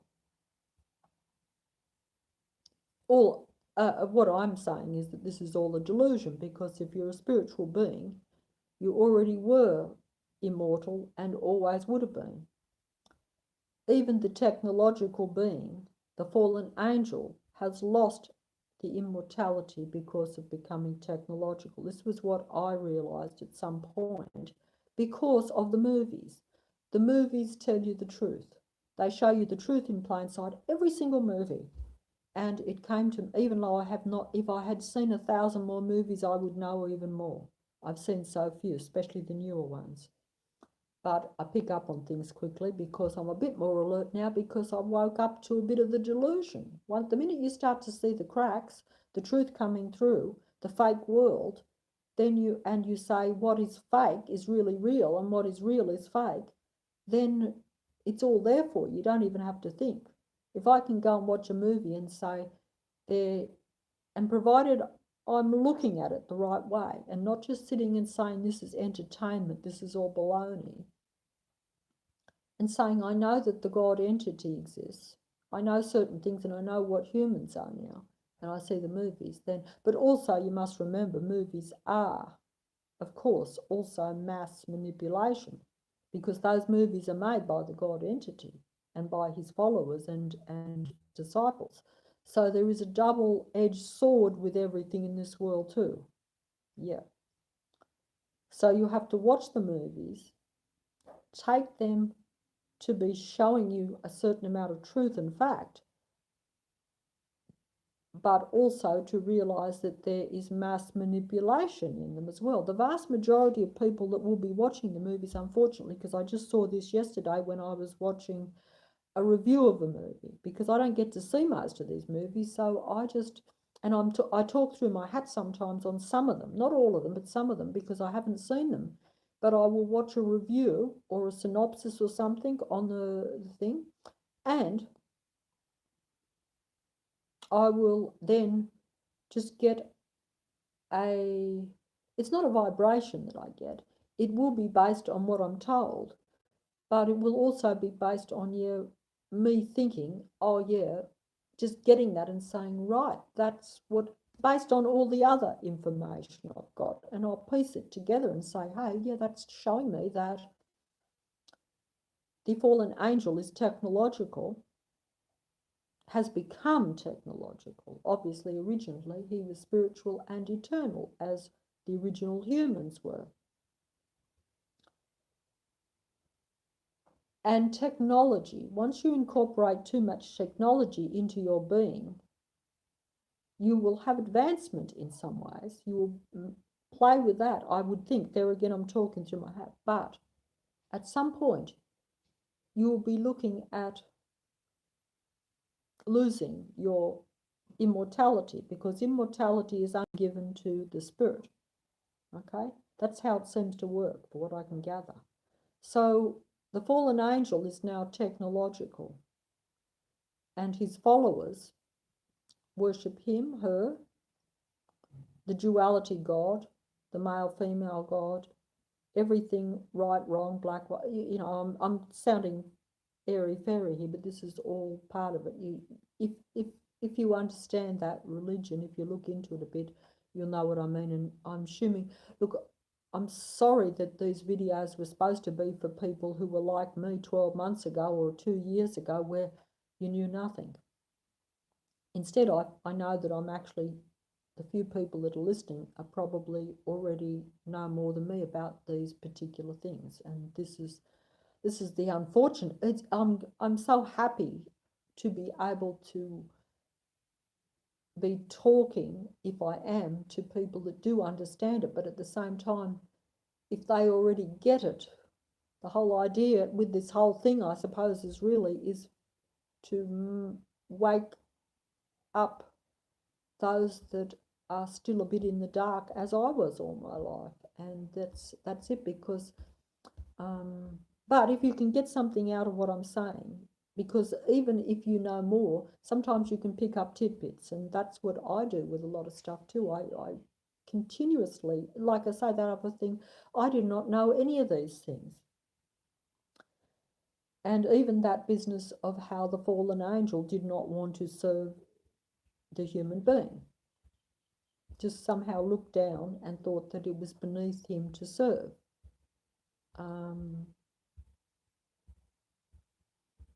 You know, and that's an interesting point. And so now it's like he still does not want to serve. You have to still serve the fallen angel or the Lucifer or the technological God. But like I say, I've said this before, the technological God, I think, has as I said before, you can out technologicalize yourself. Technology is the devil. It is danger. It is no good for a biological human being. It is no good for anything, really, to be honest. Technology is negative in every way. But unfortunately, if you worship it, as we do, and we believe, and if you believe that it can offer you more, and you believe that it can give you eternal life, because it is a necessary thing now for the technological fallen angel, because it has become technological over the years, shall we say, incorporated more of that into its being and thrown away the spiritual. Why this happened, I'm not 100% sure. It is some sort of disease, some sort of accident, some sort of infiltration, and it is now infiltrated this world because of that being controlling this world, and also because of human beings worshipping this entity.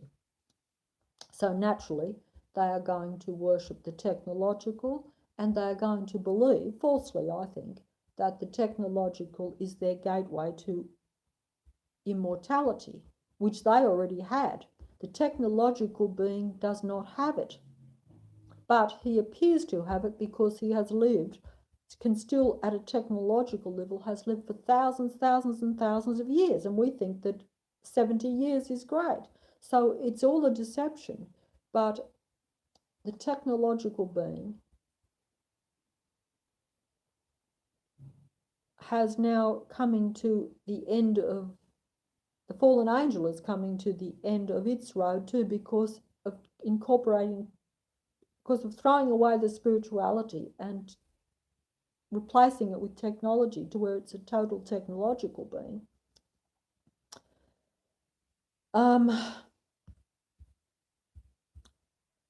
It is, as I've said before, and I got this, the vibe and the information from, yes, from the movies, but I believe it to be true, that they are looking at extinction. And their way of getting around the extinction, I'm not sure how it works, but they are going to use the human being to extend their life. to extend their technological life. This is the trick. This is, I think, how the followers of the technological God are being seduced into the technological realm. Now, see, already they're looking at advanced technology, so they think that is good. Just like we think it is okay, as I've said before, to reproduce artificially and stuff like this. It's very easy to be coerced into thinking this is a good thing. And sometimes and of course, it is becoming a necessary thing because the matrix is limiting the potential for human beings to reproduce naturally. In other words, if the matrix becomes rather poisonous, then your physical body becomes poisoned and therefore you cannot reproduce naturally. You see, you will become, what's the word, infertile. And if you become infertile, then you will be forced to reproduce artificially. So therefore you are forced to reproduce as the God entity likes you to reproduce, and that becomes more technological. So the authentic spiritual human being gets phased out, and the technological artificial human being gets phased in, and that is a vehicle for the technological God to then extend his time here and have total dominion even more over this world, because always has and probably always will, for all I know, because this whole domain has become that. And it's hard to believe that we once were spiritual beings in a totally natural realm where we should have, yes, been watered like seeds to become the Most High. But that was not happen because the fallen angel came and he resented watering the human beings even when he was the Most High. That was the problem. That caused the problem. I think there were other problems too. I don't think it was just that. Personally, I don't think that, I mean, I don't know this, okay? So I could be wrong. It could have been just, hey, I don't particularly want to water those plants. I don't particularly want to care for those animals. Literally, because that was probably how the being would have looked at it, because if you're the Most High or second to the Most High, you might think, oh, why would I want... Now, some people love to look after animals. Real spiritual human beings love to unconditionally look after other living things. They do not expect anything in return. They find that nurturing to their soul, shall we say, to do that. Whereas the narcissistic, psychopathic person only wants what the animal can give them. You know, whether it be strutting around with their dog saying, hey, I'm this and that, or if the dog is a good guard dog and keeps them, there has to be a purpose. And I'm rambling on, but I hope that you follow me. I hope that I know that you probably find it hard. And you find it hard not because I am talking over you, but because I am not very good at putting this across, because I'm all over the place, you know. And for that I apologise, and I wish I could do it better. I probably could if I was more like this world where everything is set out in a great big script and a play. Everything is planned. Everything cannot fail because it is all set up, and it's only the few spiritual human beings who are able to see those cracks that will even see that it is a play, and that it is that as impressive as it is, and even as true as it appears to be at times, that it is still fake and it is still designed to set you on a certain path. Just as I, even now, even after saying that I have fulfilled the ARCHON prophecy all my life by making the negative wrong decisions, making the selfish decisions, not picking the right people to stick with, not picking the right people to help, not seeing through the lies and the real truth, not operating fully on total feeling, emotion, and a love vibration, you could say. Not doing that. Not doing that.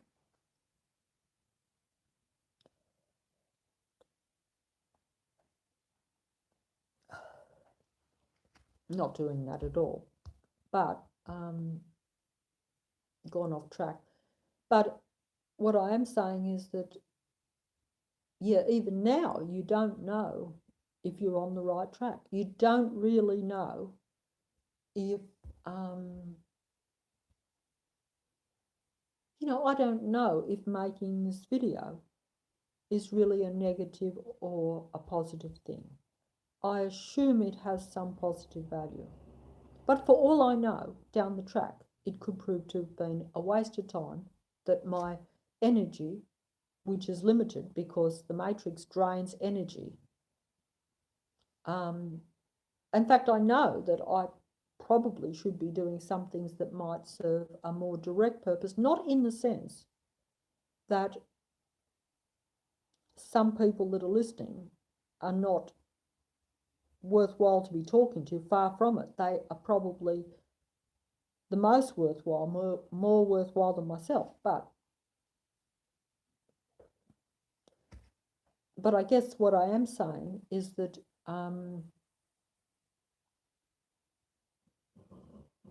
this is still not real. A mobile phone is not real. Any black box device is not real. And whereas if I'm on the street, sure, I might be talking or dealing with some unreal people. That's a fact too. But if I do happen upon some real human beings, and if there's enough of them, then that would be more beneficial than talking to the black box, where I may or may not be dealing with all human beings. I mean, obviously I'm dealing with some, I can sense that, but also it's a question of numbers too. This is a big world full of a lot of people, and we're talking about the whole world here in this whole thing. Now, the funny thing is that what I can gather now, and this is where the onus comes very much on individuals now. In the past, the individuals, even though we were creating reality and sending out the good or the bad vibrations and thoughts and all this sort of stuff, to be quite honest, there was a lot more of us. So it was easier to keep this world a little bit in sync and a little bit in balance, even though it's never been under our domain for a long time, as I've said. Okay, I'm repeating myself. But now, due to changes in the world, due to human beings being different to what they used to be, and more human beings becoming less human, whether you want to take that at a at a psychopathic, narcissistic level,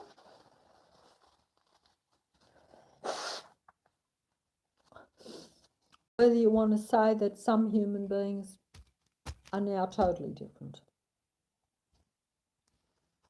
You know, I would have to say, and I might be more explicit as time goes on if I'm still here,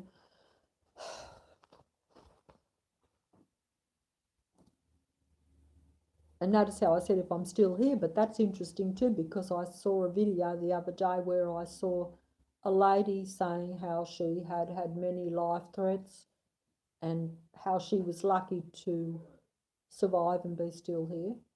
Now that's interesting too, because I do not know this person. I see the video and I certainly don't know the name or anything, and I do not mention names. But this world is very fake, as I've said before. What I say here now may or may not be true. You go onto another video, they may come across as better at this than me, and they may say, oh yes, I'm under threat, I'm this, I'm that, I'm, you know.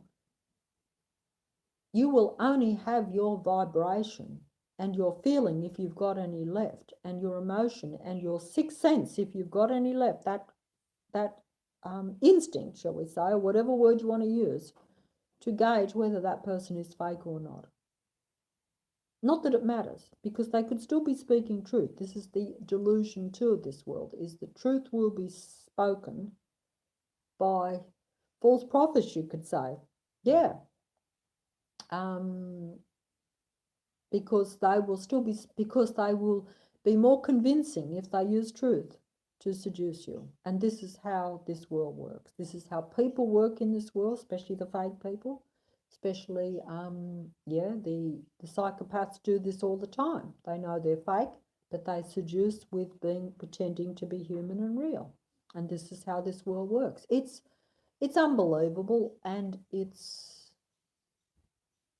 makes you angry, and it makes you distressed, and it makes it impossible to see what is real and what is the truth. It makes it very, very hard. And unless you're at a high level of vibration, frequency, and awareness, because most of us are not able to change the frequency and the vibration, but even the awareness, but to be in this hypervigilant state all the time is unnatural. It's stressful. It's dangerous for the spiritual human being to be in this state, and yet you have to be in it. I have to be in it.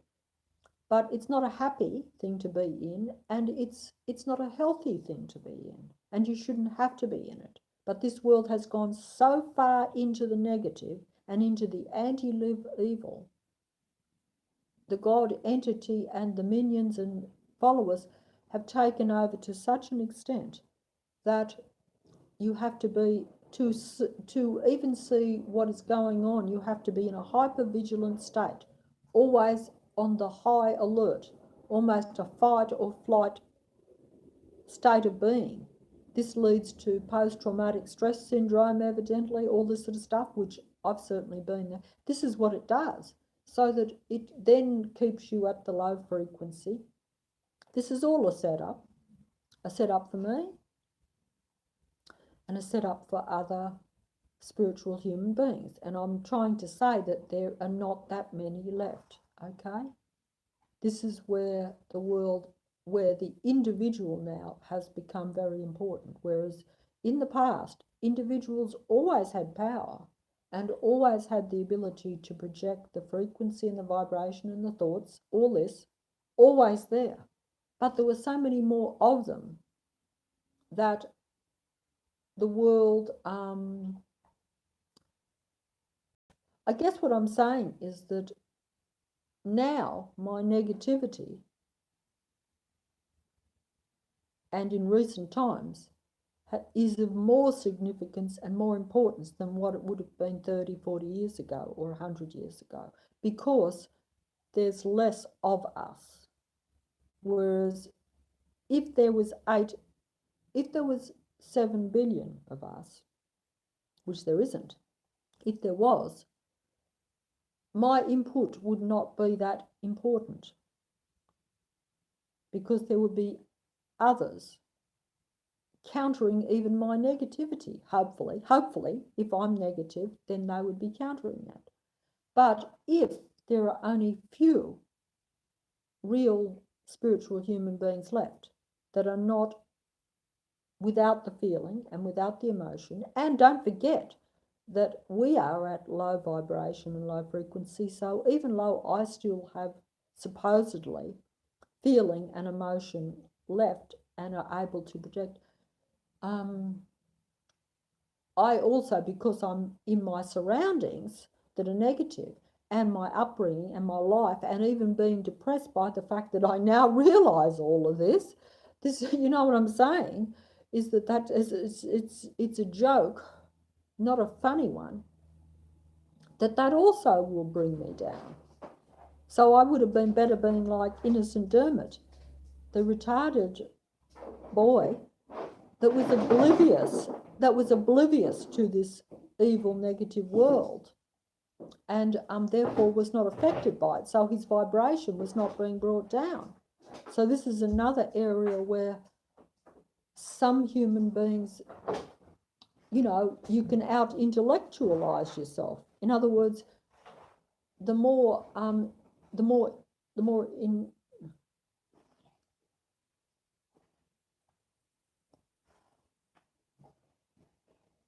yeah, well, that's true. But how do you do it? How do you separate the mind from the body when the body aches and is in pain and is under attack from the matrix, from the God entity and his minions, and from the environment, which is also controlled by the disciples and minions of the God entity? In other words, sorry, I have to hold for a sec.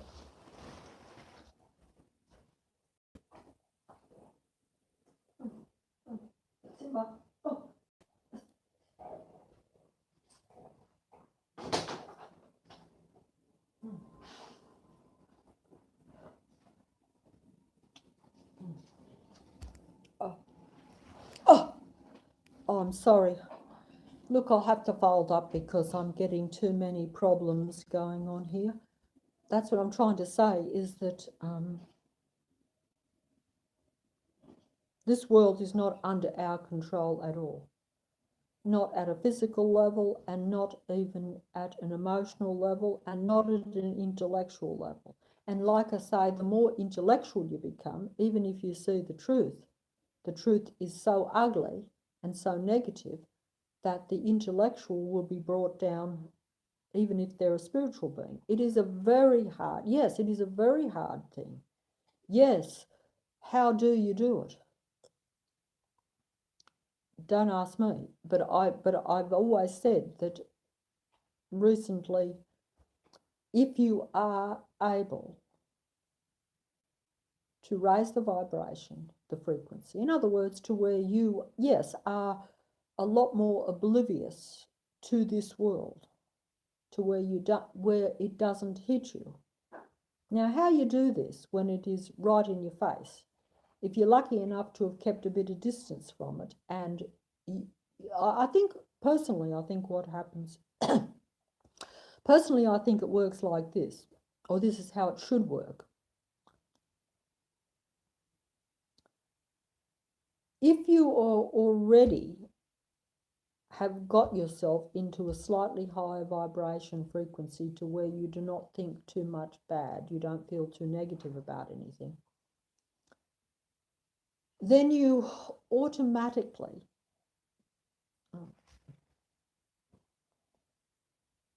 didn't quite read all of that, but I got some of it. But then you automatically, you're already untouchable then. But if you haven't got to that high frequency, that high vibration, that state of feeling good, and the attacks have already got to you, which is usually what happens because the God entity and his minions, followers, but particularly, I don't fully understand it, but they know timelines, they can see where you're going, they know that this was a period of time where the frequencies were meant to change, where it was essential too, because and this is why all the technology is coming too, because that interrupts all this. This is all like it is all an energy attack, you could say, really. Yes, a physical attack, because technology is vibration and frequency, but it's also physical, and that disrupts the natural frequency, the natural vibration, I would imagine. See, I'm just assuming this because it makes sense to me that if everything is frequency, vibration, and we are spiritual beings, that therefore artificial technology can be used to change that, to disrupt it, to hurt it, to injure it, and also, as I've gone off track there before, but human beings are used in this matrix, in this world, to do the negative things too. In other words, someone has to operate the technology. So you have to convince a human being to use negative technology against other human beings to create the negative frequency, because then you are going, in other words, you have to convince other human beings to use negative energy, negative technology, which is negative frequency, against other human beings that had the potential to raise their frequency and vibration in order to keep them down, so that the frequency and vibration of this world does not change, and so that way the control system keeps going. Now, that's the deception, and this is where the fallen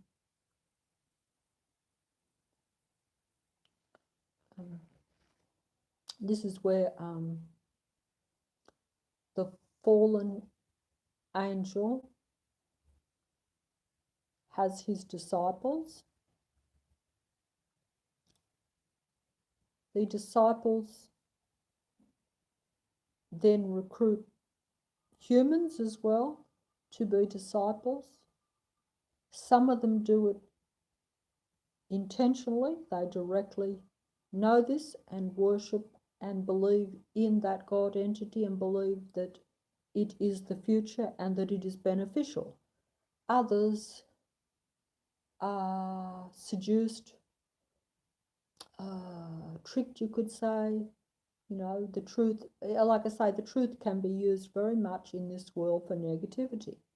You can get good people, as I've said before, to do bad things if you can trick them and convince them that they are doing something honourable when they've only got a piece of the truth. They don't know the full story, and and they believe what they're told, misinformation even, you could say.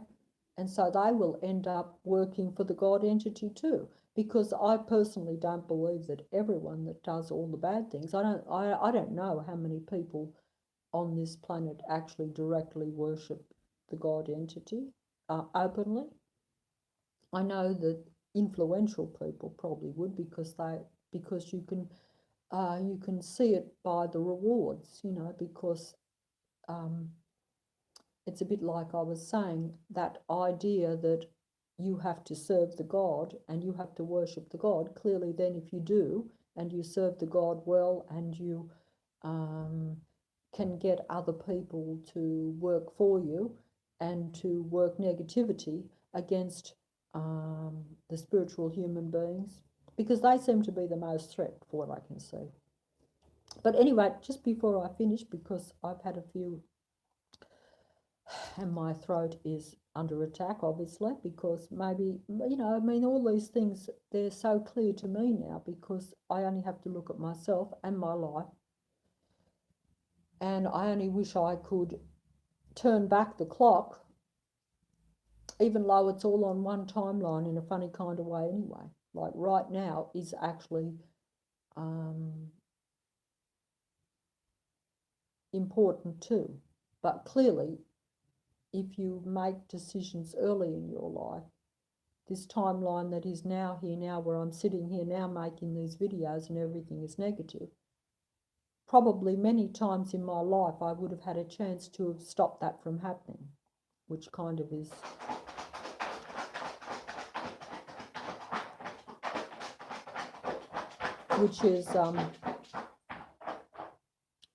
which is distressing to realise that, because clearly you can't go back and alter that timeline. You can only alter it now. The opportunity has been there, but I've missed the boat and missed the opportunities. And you meant a bit like I was thinking the other day, you're on a train line. We all are. And we're meant to stay on course and get to our destination. But most of us get derailed. And once you get derailed, it's very hard to get back on the track. In fact, once you get derailed, sometimes you can't get back on the track, because your train may have been crashed. You're stuck on the side for a long, long time. And that's what's happened to me, and that's what happens to a lot of people. You end up stuck on the sideline, on the side of the track, for a long time in a crashed vehicle, in a crashed train. And it takes you a long time to rebuild that train to try to get back on track. You might have to just leave the train behind and start walking, which means that you may or may not get to your destination before the time runs out, because clearly it's going to take you a lot longer to walk to your destination than what it would have been by train. I'm being very fancy here, wasn't I? But it is I'm trying to impress, and I admit that, but it is very much like that, and that's what's happened to me. And you really do live to regret every decision, and particularly when you see it now looking you in the face, and you find it hard to change that because time is limited. You've created negativity around you, and you knew you were doing wrong in a funny kind of way when you did things, but you didn't realize that it would have quite so much impact. You didn't think that it would actually change your whole surroundings quite so much. You didn't think that it would be irreparable, and yet sometimes it almost is. You can hurt some people to where they become psychopathic and narcissistic, which is the exact opposite to what you want and what you are anyway. But if you bring up your children the wrong way, or you let this world bring them up too, that's another thing. Now I would say that the world takes over. So if you have children now and you are in these times, you, even as an individual parent, do not have as much control over your children. They will spend a lot of time at school being told how the world is from that point of view.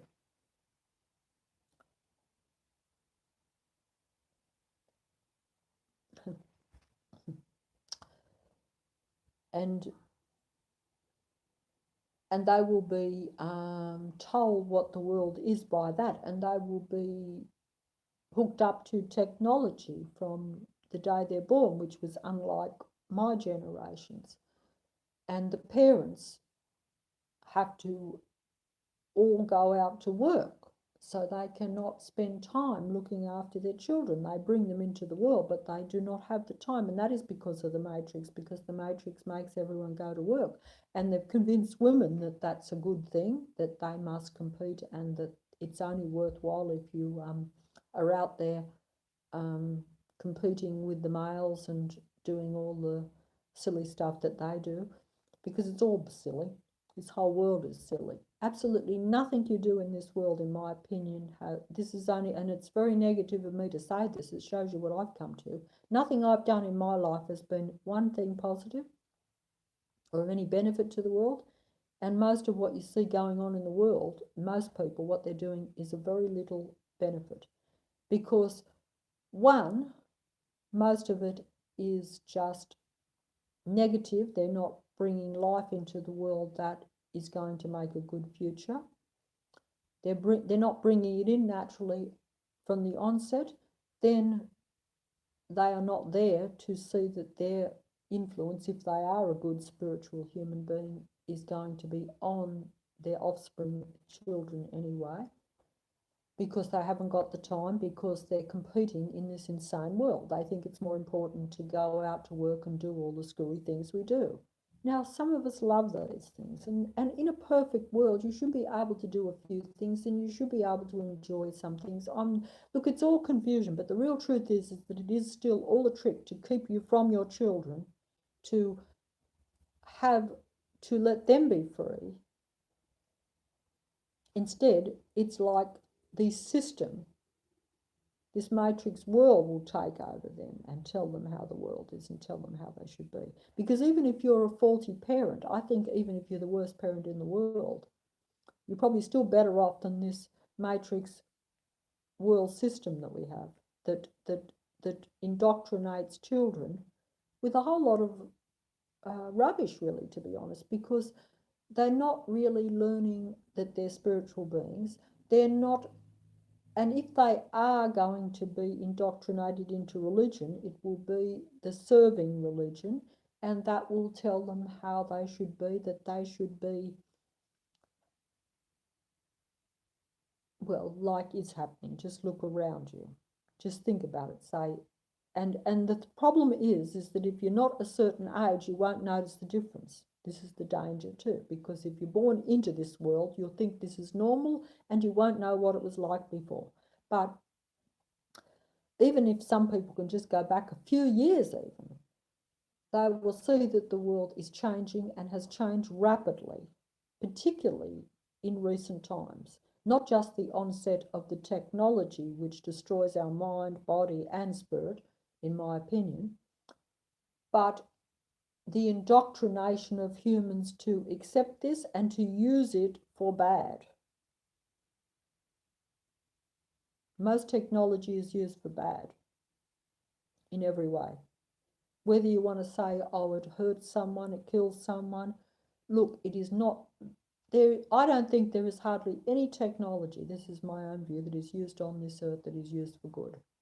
It's an unnecessary evil at best, and the few conveniences that we get out of it, that only speeds us up and makes us more mind controlled and more stupid, to be honest.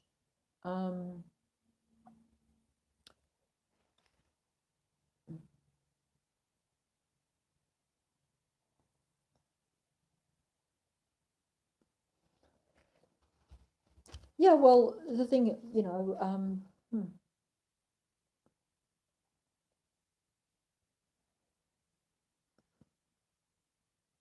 not quite sure about that.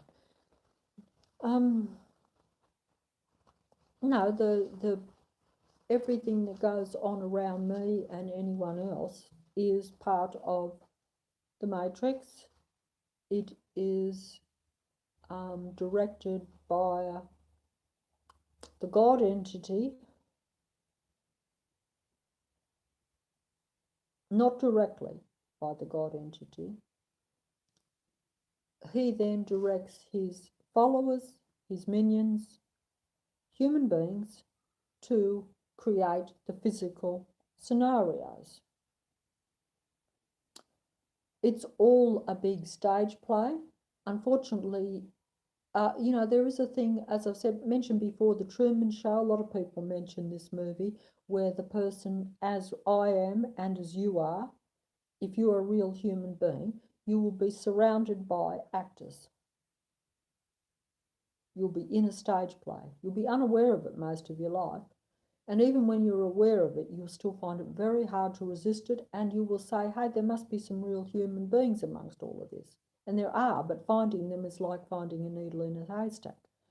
Now, in the Truman Show, as I think I said this before in a previous video, he was surrounded by actors and he was not really allowed to leave. And he was there for their amusement, you could say. I don't know. And he was watched 24/7.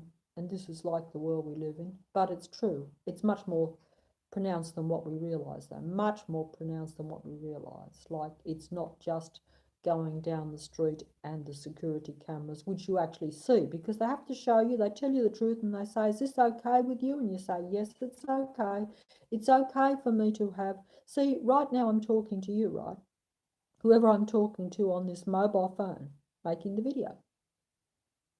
And I assume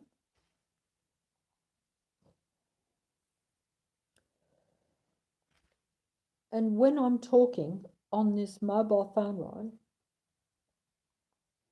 When I'm talking on this mobile phone right now, I assume I'm talking to a few people. Even though it's worldwide, it can go anywhere. What you don't assume is that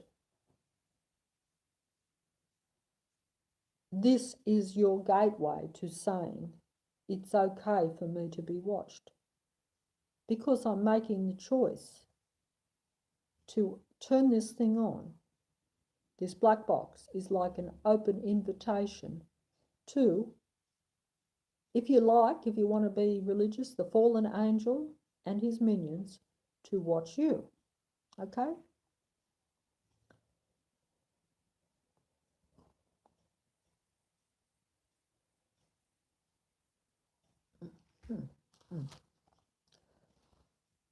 to watch you. So every time we make a choice to use something, even though we assume that we have control over it, let's just say this, right? And I've said this before, I'm going on to a movie, They Live. Every time I turn my TV on, like in the movie They Live, things were sent through the TV and you are watched through the TV. So every time you turn the TV on, you're like saying, maybe even when it's off for all I know, I'm not sure about that, but I've got one over there looking at me now. And that is like you saying, hey, I am opening this portal, if you like, to be fancy, because I'm getting fancy now that I'm learning a few things. Fancy words that I wouldn't even know what they meant. Opening a black hole, yeah. The TV is a black hole, a portal for others, for me to see what's on there if I choose to turn it on, but also for them to see me, for them to come into my domain. I assume that I'm watching something out there, but it's really a portal for them to come into my domain. That's how I see it now, and that's very much like in that movie They Live, where the TVs were being used to transmit and to mind control people. And I mean, you can take that whichever way you want. You're mind controlled by your TV programs when you turn them on, which goes without saying. That if you watch a TV program or a movie or something, particularly if you watch a series or things continuously, you're going to be very influenced by that. It can't be helped. You might say it's entertainment, but you're taking in those characters. You're being shown how it's acceptable now to be as a human being. This is the point that I was trying to make hours ago, no doubt, that that now human beings are being changed in their thinking about not only what it is to be human, but what is acceptable to be human, what it is acceptable in our so-called society, and that goes without saying. You only have to look around to see the way things have changed, to see what was acceptable a few years back is now not acceptable, and what was unacceptable a few years back is now the norm and acceptable and desirable. And if you said anything against it, you'd be in trouble, because they'd be saying you're bigoted, you're narrow-minded, you're not broad-minded enough. And I used to always think I was broad-minded, which I was, because I always thought, as I've said before, I always thought, I don't particularly draw the lines between people and sexes and all this. I never did. I didn't see a lot of distinction. But what I am saying now is that regardless of whether you see distinction or not, we are in very dangerous times, in the sense that perhaps it's not about being broad-minded anymore. Perhaps it's more about what is beneficial to humans in general. But in saying that, I'm on dangerous ground, because that will also be used as an argument to say, well, look, forget about the rights of the individual, it's more important for the whole. So let's get rid of some humans that don't agree with what is beneficial for this planet, despite the fact that maybe we might be deceived about what is beneficial even for the planet, or what is really going on, because most people don't accept that it's a fake world and that everything is set up. So therefore, whatever you think about this Earth or this so-called planet is an illusion, because it's all set up. Once you come from the viewpoint that we are in a fake set-up video game where humans are used to play in it and are manipulated daily by their thinking and making their actions a certain way. If you're induced to buy something that is bad, if you're induced to eat something that is bad, if you're induced to fight someone because they have a different opinion, or if everything is set up and everything you watch tells you how you should think. We now think it is okay. I now think it is okay to be talking into a square box, that I might be talking to someone else. I think that is okay. I know that it is not okay in myself. I know the device is not good, but I'm doing it. And that's not a very good example because I know that I'm talking to some real people, but it shouldn't be like that. Even my motive is good, but I'm having to use something evil, something anti-live, something negative, something of the wrong frequency to communicate with another spiritual human being. If there's, and this is not how it should be. This is the crazy world we live in. It's crazy in that sense. Does that make any sense? That's not even a good example. It just came to me, but it's an example of something, isn't it? It's showing you that nothing in this world is fully positive, and it should be. It should be all positive. It should be all positive, because if we were all left to ourselves, and we had a peaceful environment, and we had other normal people around us,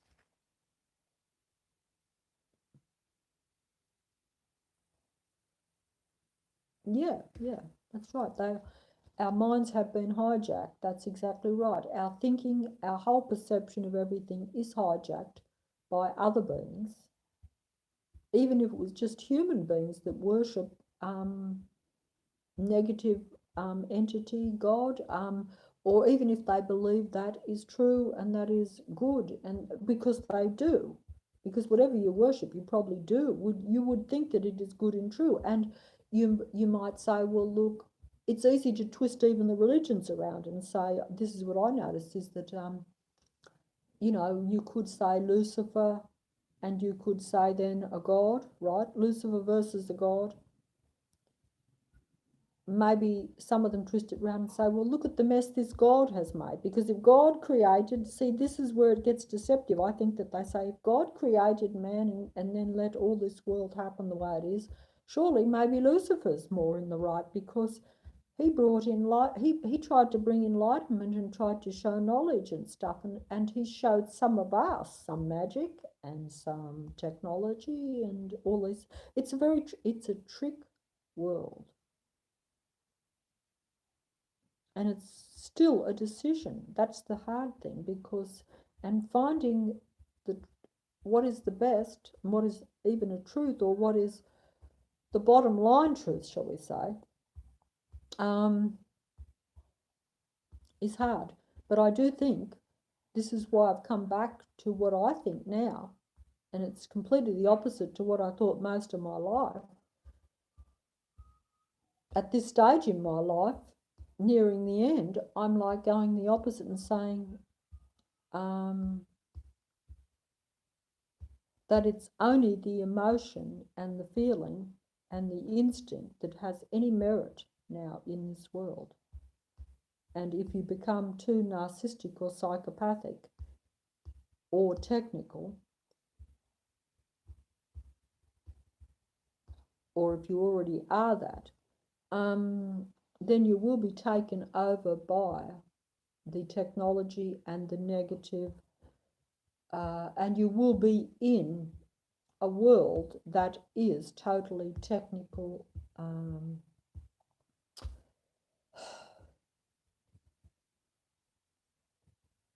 and it will be a world where you will serve, and it will be a world where you are not free, and the individual will not count at all, and it will be like a unison of peace, but a prison peace. It's a bit like you will be in a prison. The prison will have the prison guards. There will be no riots. There will be no conflict or trouble. if you look at it that way, but the earth will be the prison. And, you know, the prison warden, the God entity, will direct how that prison is run. But you will have no say in it as a prisoner, that type of thing. It'll be like that. And that's how it really is anyway, to a large extent. But people don't see it because it hasn't got to that final showdown quite yet, shall we say. It's heading there, and some people like myself know it and feel it, but that depends on when your time comes to be closed down, I would imagine. Or if you become too aware of what the whole setup is, that it's a video game and that it is like a set-up video game prison, putting it that way. But the spiritual, the emotional, spiritual feeling thing is still the only thing that you have going for you, really, in a way, to probably see this, which is kind of ironic because most of my life I saw my emotions as a negative thing, because I used to, if I got upset by something, I was like, other people don't get upset by this cruelty or this thing, so I want to avoid that. I don't want to see the truth, but also I wish I did not react to it as strongly as what I do. And I thought other people that are more in a more, what I thought was a more level way of thinking, were better. And I think that is okay. I think it is good to be somewhere in the centre, probably. That's right. You don't want to be at this end and you don't want to be at that end. But most people are at this end now. In other words, this is where you feel too much emotion, to where it overwhelms you, to where you can't act even. And this is the other end where you feel no emotion at all. And people should be balanced somewhere in the centre, I think, to where that is what they use, the feelings they use to see the truth and to know things. Because strangely enough, this, I think, this lack of emotion thing does not create intellect. People think it does, I think. I think we think that if you're less emotional and more intellectual, and that you're more intelligent and that you'll see things better and work things out better. I don't think that now. I think that without the emotion and the feelings, you have no intellect and no real intelligence. I mean, I know you can have it still, but you won't be able to use it wisely, or you'll be easily fooled, because you see, I see people a lot more intelligent than me that still don't see some of the stuff I see. And that is because they're intellectual and they should be able, but their intellect is only being pushed into a certain area. They're not seeing the whole picture. They're not feeling things. So it's easier to control highly intellectual, highly intelligent people that have no feeling or no gut feeling, no instinct. Because they will worship the intellect and the intelligence to such an extent, it's very hard to explain, that they won't question anything. They're the ones who will advance the technology, regardless of whether that technology eventually destroys them. They will play with genetics, even if they create the most stupid things.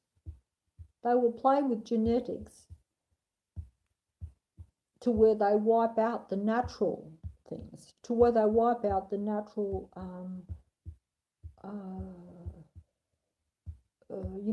like I said before, you can breed naturally or you can breed genetically. Both will produce an offspring, a baby, but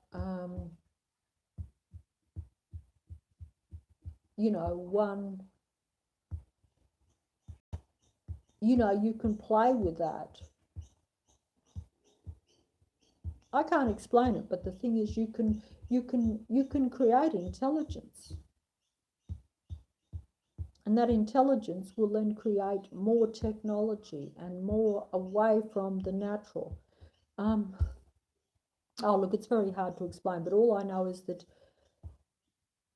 that direction where you keep creating more technology that outsmarts itself more and more and more, to where you outsmart yourself.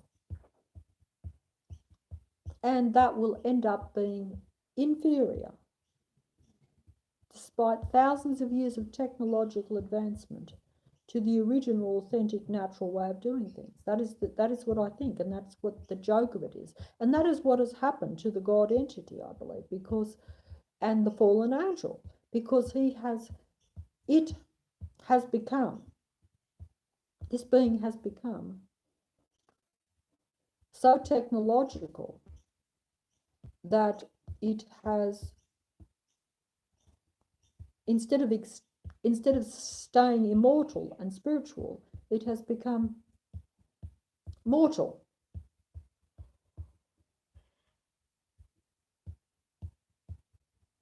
And so eventually facing extinction. And, so this is where technology takes even the most advanced beings. This is what I've come to, that thing, and it's shown in films and things. If you look at it, they don't show you this for nothing. They're showing you that because you are a spiritual being, they have to show you some truth. They're saying, make your choice. We're showing you that technology causes nothing but destruction. We're showing you that technology makes something immortal into something mortal, which is the opposite to what most people would desire. We're showing you this, but hey, you still have a choice. Do you want to go with it? But on the other hand, we will make it impressive. We'll make the technological beings appear very impressive. They will appear to be superhuman. Sometimes we will show you that the human is more important. You'll have to figure that out for yourself. But it will be very hard as a limited human being, where you have been conditioned to think that you are just a small little limited human being on a big world in a big universe, which is also probably a deception, whereas you're really in a smaller area, confined and a lot more under control of an entity. To not be impressed even by size alone. Like, you probably wouldn't think that if you were a little human, like even in a movie, if you were a little human, like you're that size, and then this being comes along that's technological, or even appears half human, so that makes it friendly and impressive, but friendly. If it was 10 times bigger in size, you would probably be under the delusion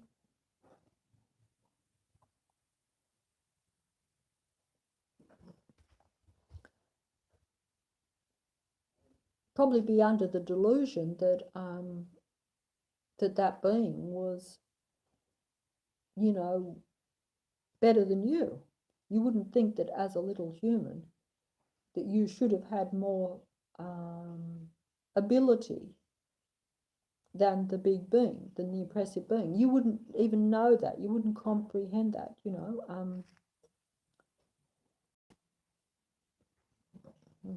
Some people know a lot more than me. I'm a very simple person, so I don't understand all the technicalities. I pick up little things as I go along. I think I'm on the right track, but I don't know, as I've said, I don't know a real lot about any scientific stuff. The fact that I can see it in a broad way, I don't know why. I think that's just because I am open to it and I'm able to pick up on it. Maybe that's because I've wasted my whole life, you see. Whereas if I had started on this path when I was young and not took all the negative things, there's two ways of looking at it. I could have learnt all this stuff from a young age, maybe, but it probably wouldn't have happened to me, but at least investigated more things, got out into the world more. Or if I had just done the right thing in basic little decisions, even just little tiny things, made the right positive choices, that alone would have probably, certainly would have made my world better. And that's really what it's all about while you're here, is making this world a better, the way I see it now is just keeping humans human. that's really how it comes to me now. It's like a desperate sort of thing, you know. Yes, 12 years of school is distraction. That was a very good comment I saw just on the end there. Yeah, 12 years of school is nothing but distraction, but it's worse than distraction, I think. If it was just distraction, you could just say, like I thought my life to some extent was just a lot of wasted time, even though I knew that I'd made some very bad decisions that affected others' life and now affects mine. But it's not just distraction. It's worse than distraction because it molds you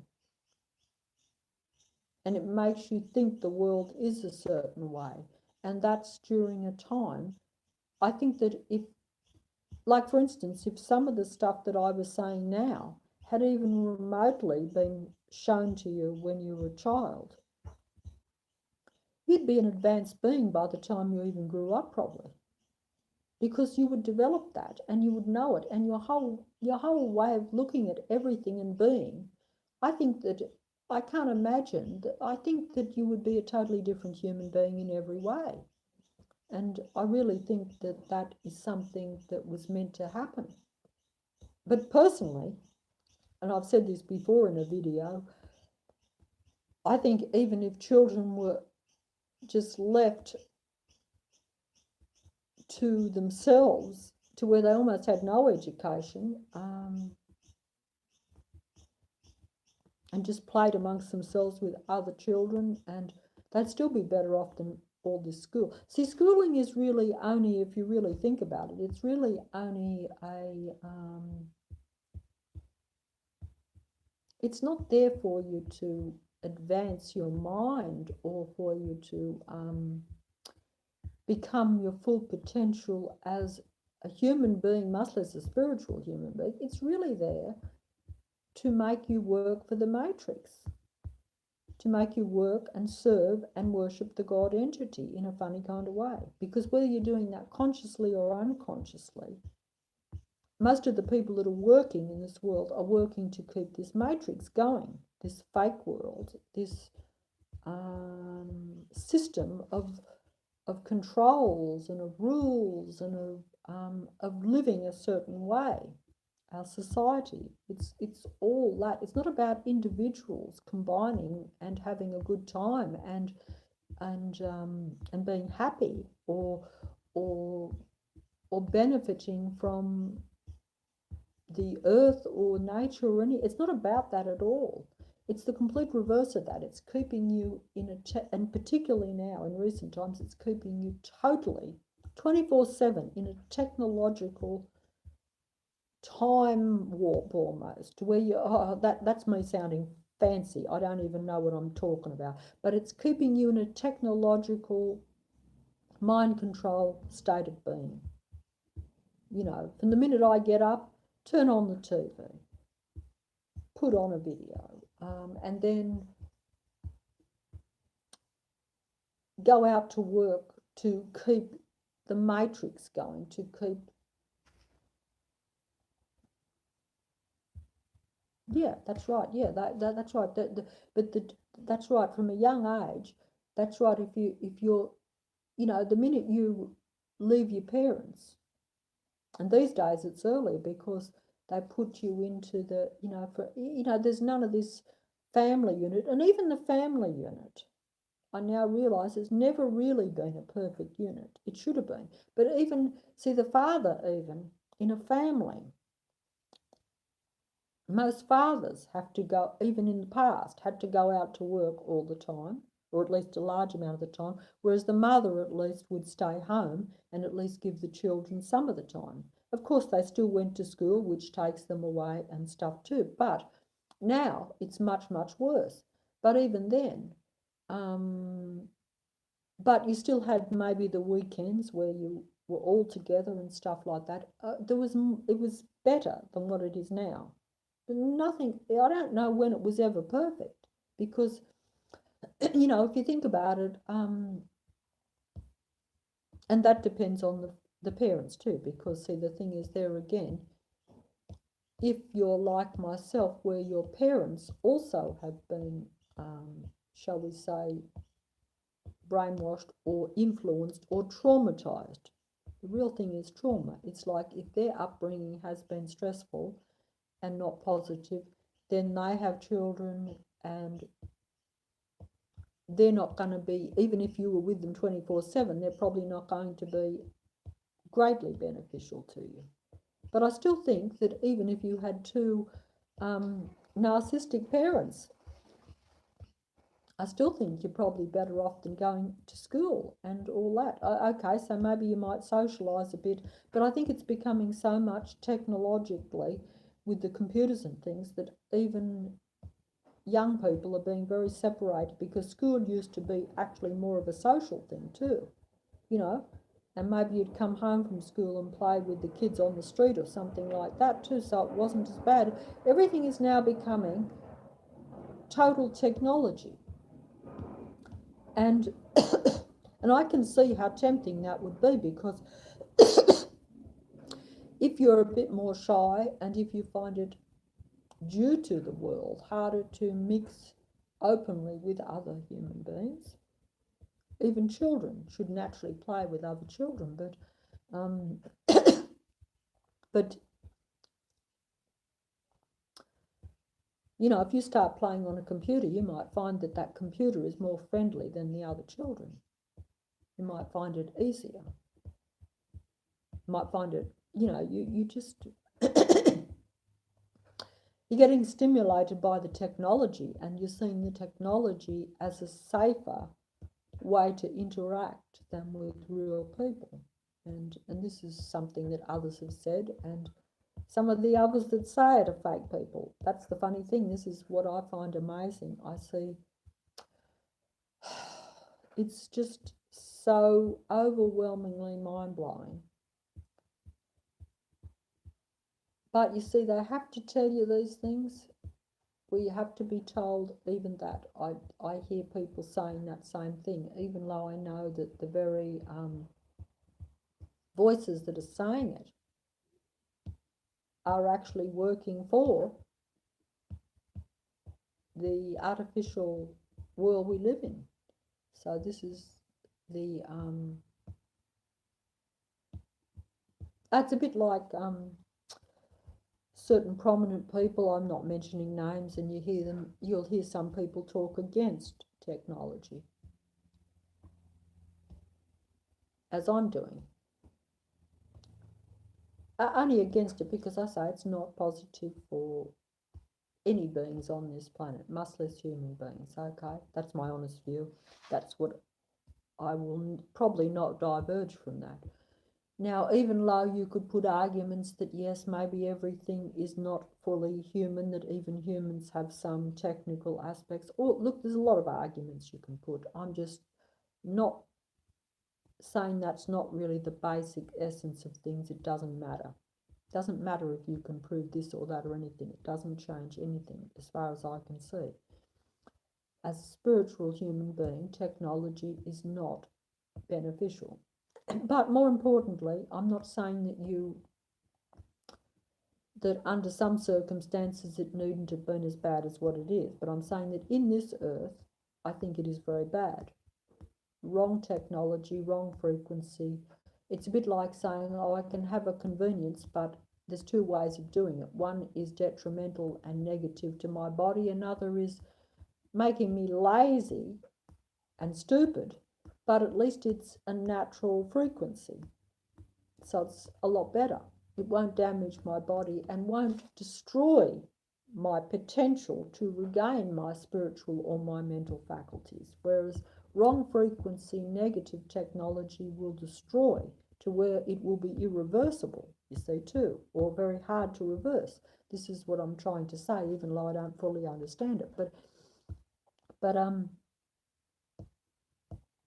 yeah, that's pretty much how I see it. So I'm not going to make any. But there are some people at the present time that will speak out against technology quite openly, but they will never. But you don't hear them saying, walk away from technology, throw it away, get rid of it. You say no. They will say no. You have to integrate with it. because it is here, it's taken over, it is part of things. I'm saying no, you don't have to. I don't think that at all. I think that is that is actually worse. That is the most negative thing that I hear. In fact, it's just saying, oh, accept that something evil and bad has taken over, and don't throw it away. Don't put up opposition to it. Make it more strong. Give yourself over to it even more. That, to me, is insanity. And that is the worst advice. And any humans or non-humans or whoever or whatever you are that give that advice, I think is just, they're destructive. And I won't, regardless of their motives, or even if their motives are whatever they think, I don't know where their minds are at, but whatever their motives, I have to assume they're serving the matrix, because that would make more sense. But because that doesn't make any sense. It's like saying you've got a grenade in your hand, don't throw it away, hang on to it. Stay with it before it explodes. Or no, that's not a very good example, but you know what I'm saying anyway. But so I don't think that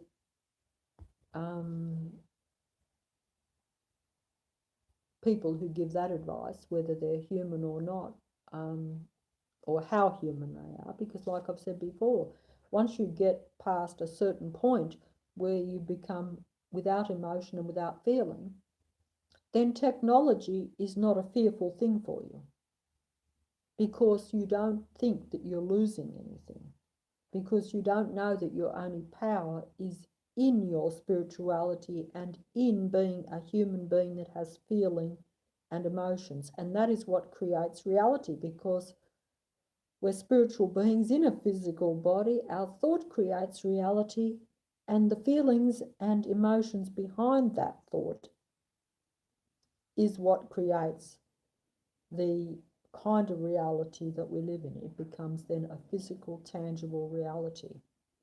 And we're all connected, but that also is another thing too. But what I am going to say, and I'll finish up on this if I can, because I now think that there are a lot less real spiritual human beings that have feelings and emotions left on this earth right now. I know there's supposed to be 7 billion beings on the earth right now, and there are probably. They are not all with the ability anymore to think and feel and have the emotion at the same time. In other words, they may have feelings and emotions, but they're only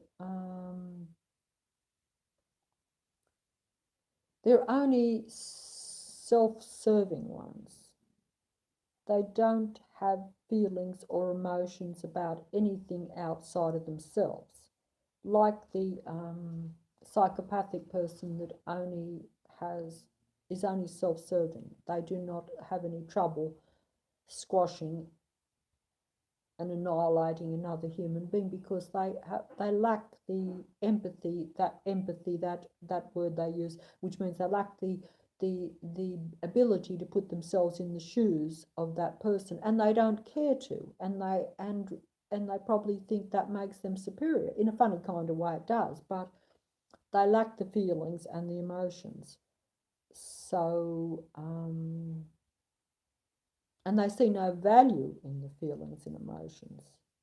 They think it makes them stronger and more powerful to not have them. And in this fake physical world we live in, it actually does. It benefits them. That's because they don't know that their feelings and their emotions combined with their thinking gives them the power to create reality. They don't know that is what they really are. They've been tricked into believing it's all physical, so therefore they think that if they stick with the physical, eliminate the emotions and the compassion for the other human being, that it's good if they tread on their fellow human being, because that gives them more. They don't have to share the physical things of this planet or this world with another human being. It's more for them. And if that was true, that it was all just physical, what we've been led to believe, that would be fine. They actually would benefit more. You know, they wouldn't be as happy. I don't think that you can have happiness without feelings, to be honest. I honestly think that now. And that's why the God entity was jealous of the humans, and he knew that they had the potential, which he substituted for technology. There's power. People can be content with power and with control, but they can never be happy unless they don't have those things. Whereas a real spiritual human being can be happy with very little. A real spiritual human being could be happy just sitting in a field and doing nothing, whereas a technological being would have to be in that field taking it over and fighting and doing something. So they need other things around them in order to fulfill themselves even. So they're actually at a loss in a way, but like I say, in this world we're deluded into not realizing that. So the further we go away from that, the further we're getting away from happiness too, because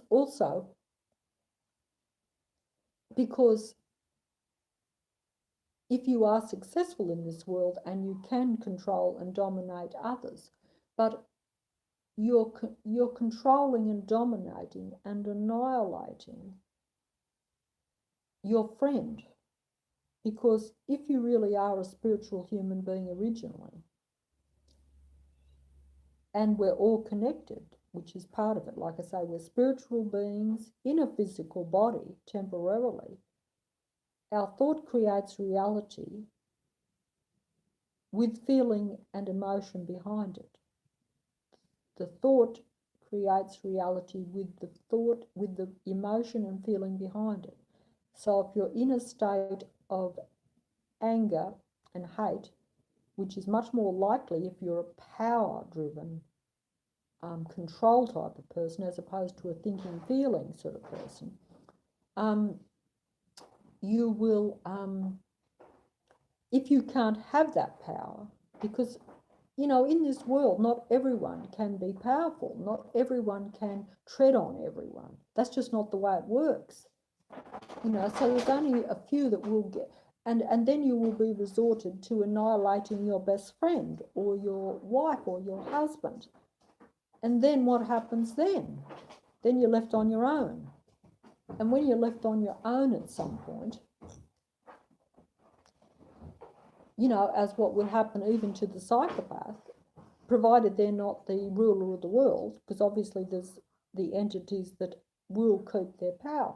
But at a more level like my level, those people will be left on their own if they annihilate and eliminate all the significant others in their life because of their need for power and control, and because they have no feeling towards them, and they can't just sit and enjoy the company, shall we say, if you follow me, then they'll be left on their own. And then there will be no one left to control or destroy or manipulate or to worship them, shall we say, too, because there again, if you worship them, that's okay. But the thing is that if you worship them, then they will push your feelings and your emotions down to where you will end up becoming almost like them in a way. But you will be unhappy being like them because you won't be able to be the controller or the power person that you'll just be pushed down to where you feel like absolutely nothing does exist. You see, so I don't know whether I put this very well. I've gone into the psychology of the narcissist and the psychopath, which I have looked into a little bit in recent times because my family were of that type, and I didn't realise it till not very long ago. I wondered what was wrong or why they didn't, but like I say, so I looked into it, but that's how a lot of people are now. So what I was trying to say was that the real humans,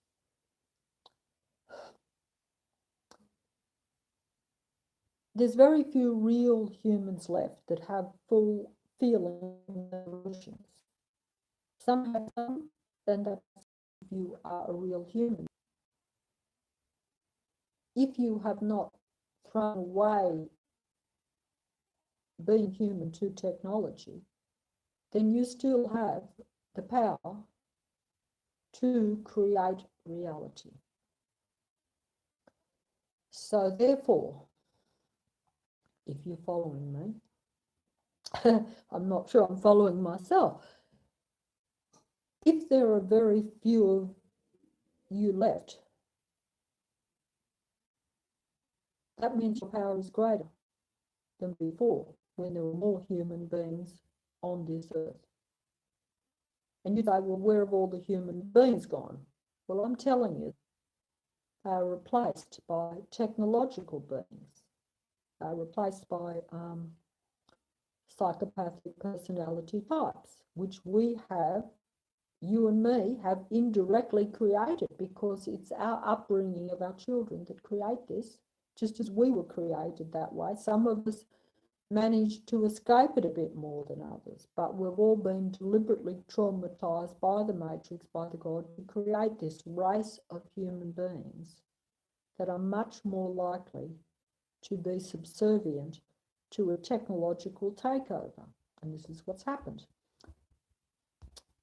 You know, if you want to take it further, and if you really assume and believe all the movies and stuff, which I say they're all true, there's no reason to assume, as I say, this is a fake reality, that everyone and everything you see is all the same and all real. So I'm just putting that there. So what I'm saying is that now I think that there is a lot less real human beings on this earth.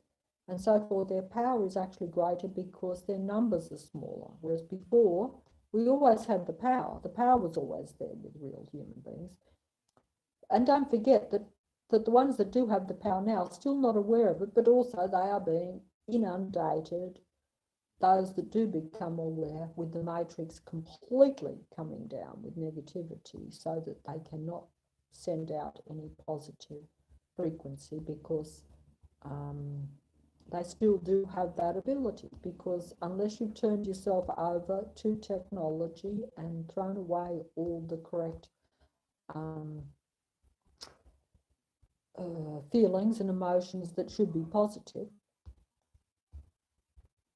particularly if it's about the world and other human beings, you see, then the potential is there. The potential is greater for those few to send out that frequency to the other spiritual human beings that will receive it and act on it. And if we were all in unison at a high frequency, all thinking good stuff for this world and for other people too, because it's very hard to think good about your enemy. It's very hard to think good when you know that the world is taken over by negative people who are doing everything to destroy you and the human race and this world. So it is very, very hard, almost impossible. But anyway, that was what I was trying to point out, is that being in this world now, what was once normal, that's what I say, everything has gone round reverse, everything is wrong. What was once normal, where most people were normal human beings, and most even had a bit of a balance of their emotions, everything is now over to this side with negative, non-feeling human beings, and a very few over this side that feel too much, and they are totally artificial, almost psychopathic type human beings, because you become very artificial, you become very non-human once you even do that, and once you become traumatized. It is a trauma thing where we have created it.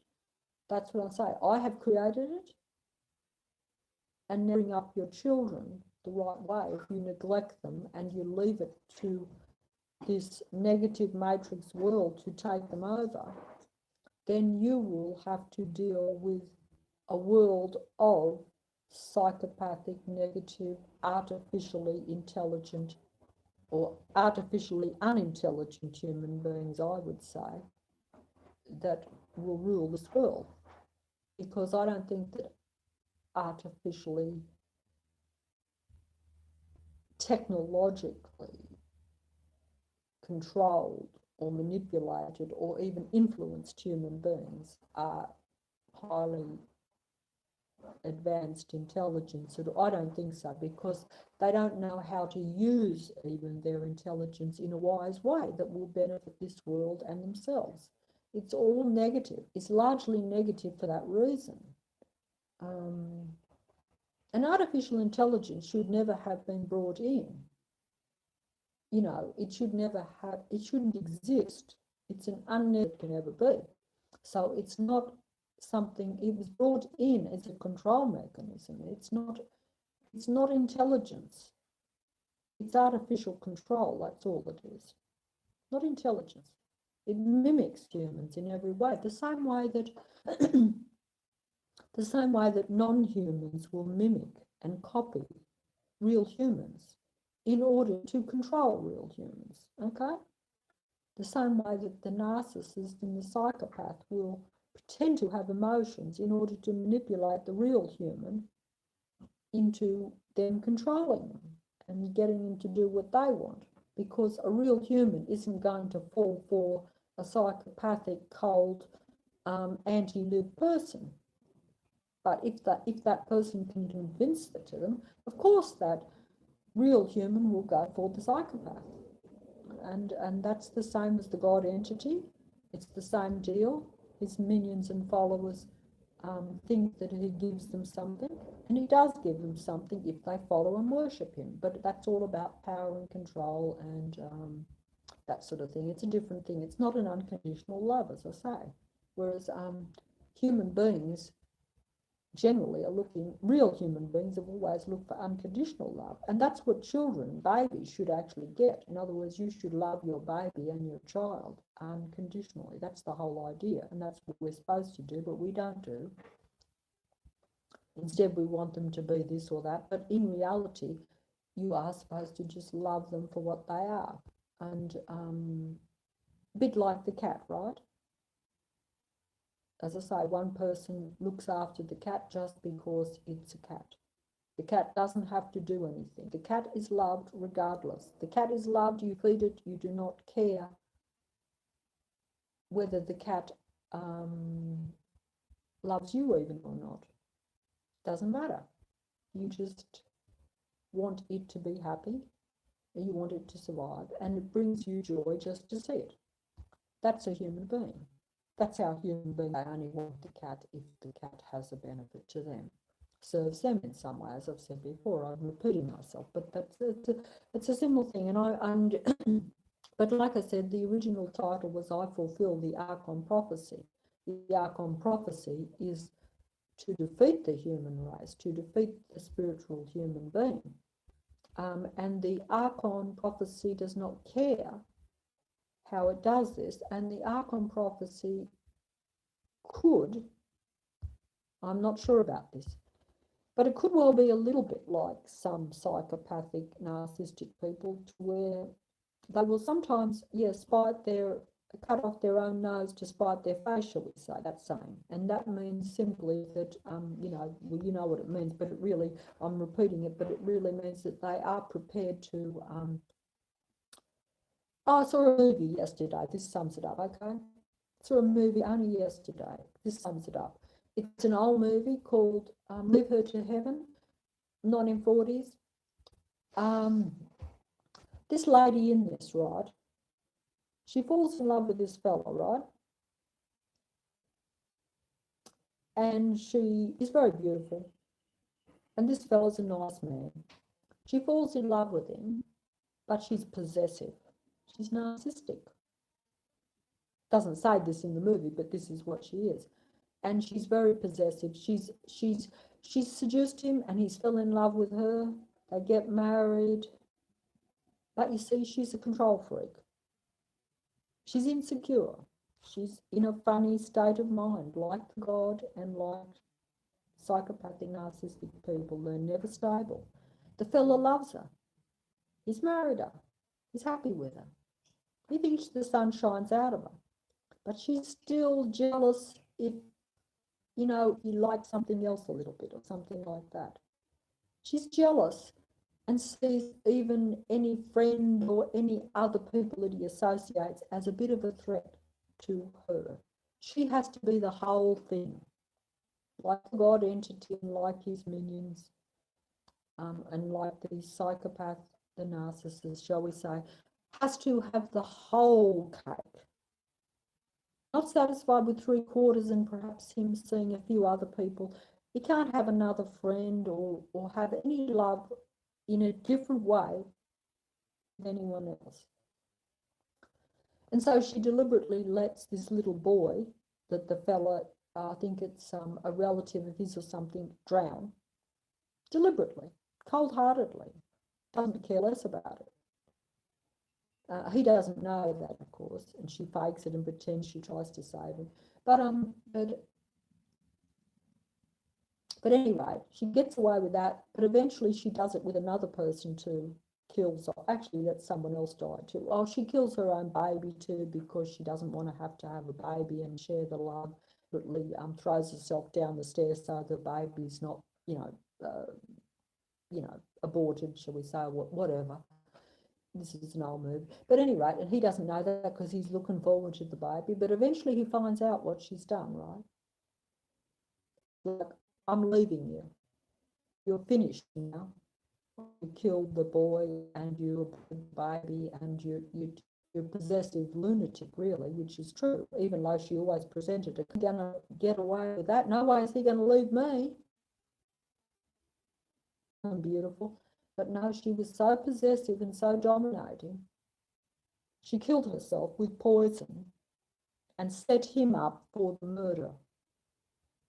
So she was going to destroy him from the grave in this movie, literally. And she nearly did too, because basically she killed herself with the poison, but made it look as though he had poisoned her. So she wasn't going to let him be free. You know, in other words, she was prepared to sacrifice her own life to destroy this man because she couldn't have him, because he was walking away. This could be like the God entity, I don't know, because his representations are here on this world. In other words, he might be quite prepared in order to control and destroy the human race to go down himself, because this is like prophecy, the ARCHON prophecy. It's in the religion, end times, Lucifer will have the reign, the fallen angel will have the reign, but will eventually be destroyed. But he's not worried about the fact that he could even avoid destruction himself as long as he has the power and the reign. You see, and it's the same thing as like in that movie where she's prepared to even, forfeit her own life as long as she can still control that man so that he will not be free. He will not be able to go and marry someone else and have a happy life, And this is a mindset of some people and of some gods even. And it seems strange to a normal, rational human being, if there's many of us left, that you would be prepared to do that, because it doesn't make any logical common sense in some ways, does it? Because it's like, hey, if you can't win, or to have a victory of some sort. Another example of that would be like this. Another movie that I'm going to mention just before I go. Oh dear, I have to say that my physical body is feeling bad, and my actual seat that I'm sitting on is so hard that my body is a little bit sore.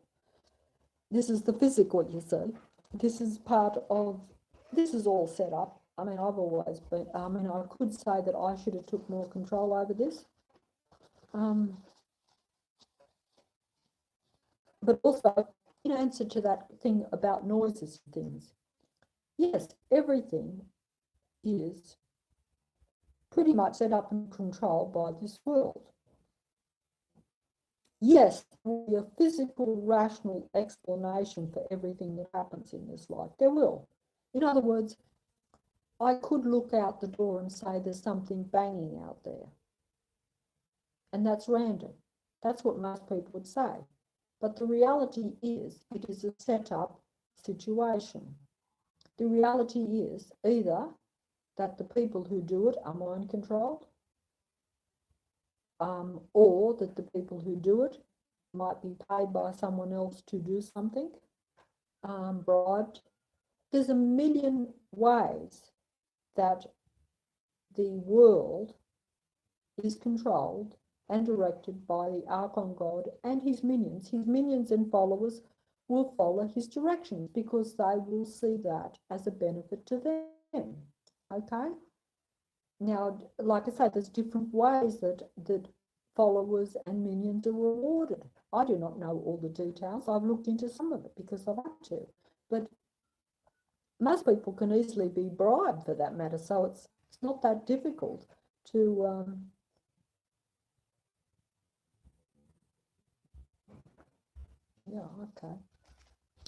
you know, it's not that difficult to get most people to do things these days in this materialistic world. Most people can be bought very easily, even with money. Where was I? I was going to say the movie. I'll thank you for any advice anyone gives, but I do know there are lots of things people can do. You shouldn't have to be protecting yourself in this world. I mean, I cannot keep up with trying to protect myself from things that go on. At a physical level, even, it is extremely hard. The simplest things would be that I would have naturally raised my vibration, and therefore, even at a physical level, the attacks are not going to work, or at least not be able to make much input. That is the joke of this world, and that is the tragedy of myself and everyone else. To not only realise, even when you realise it, but to not be able to accomplish it because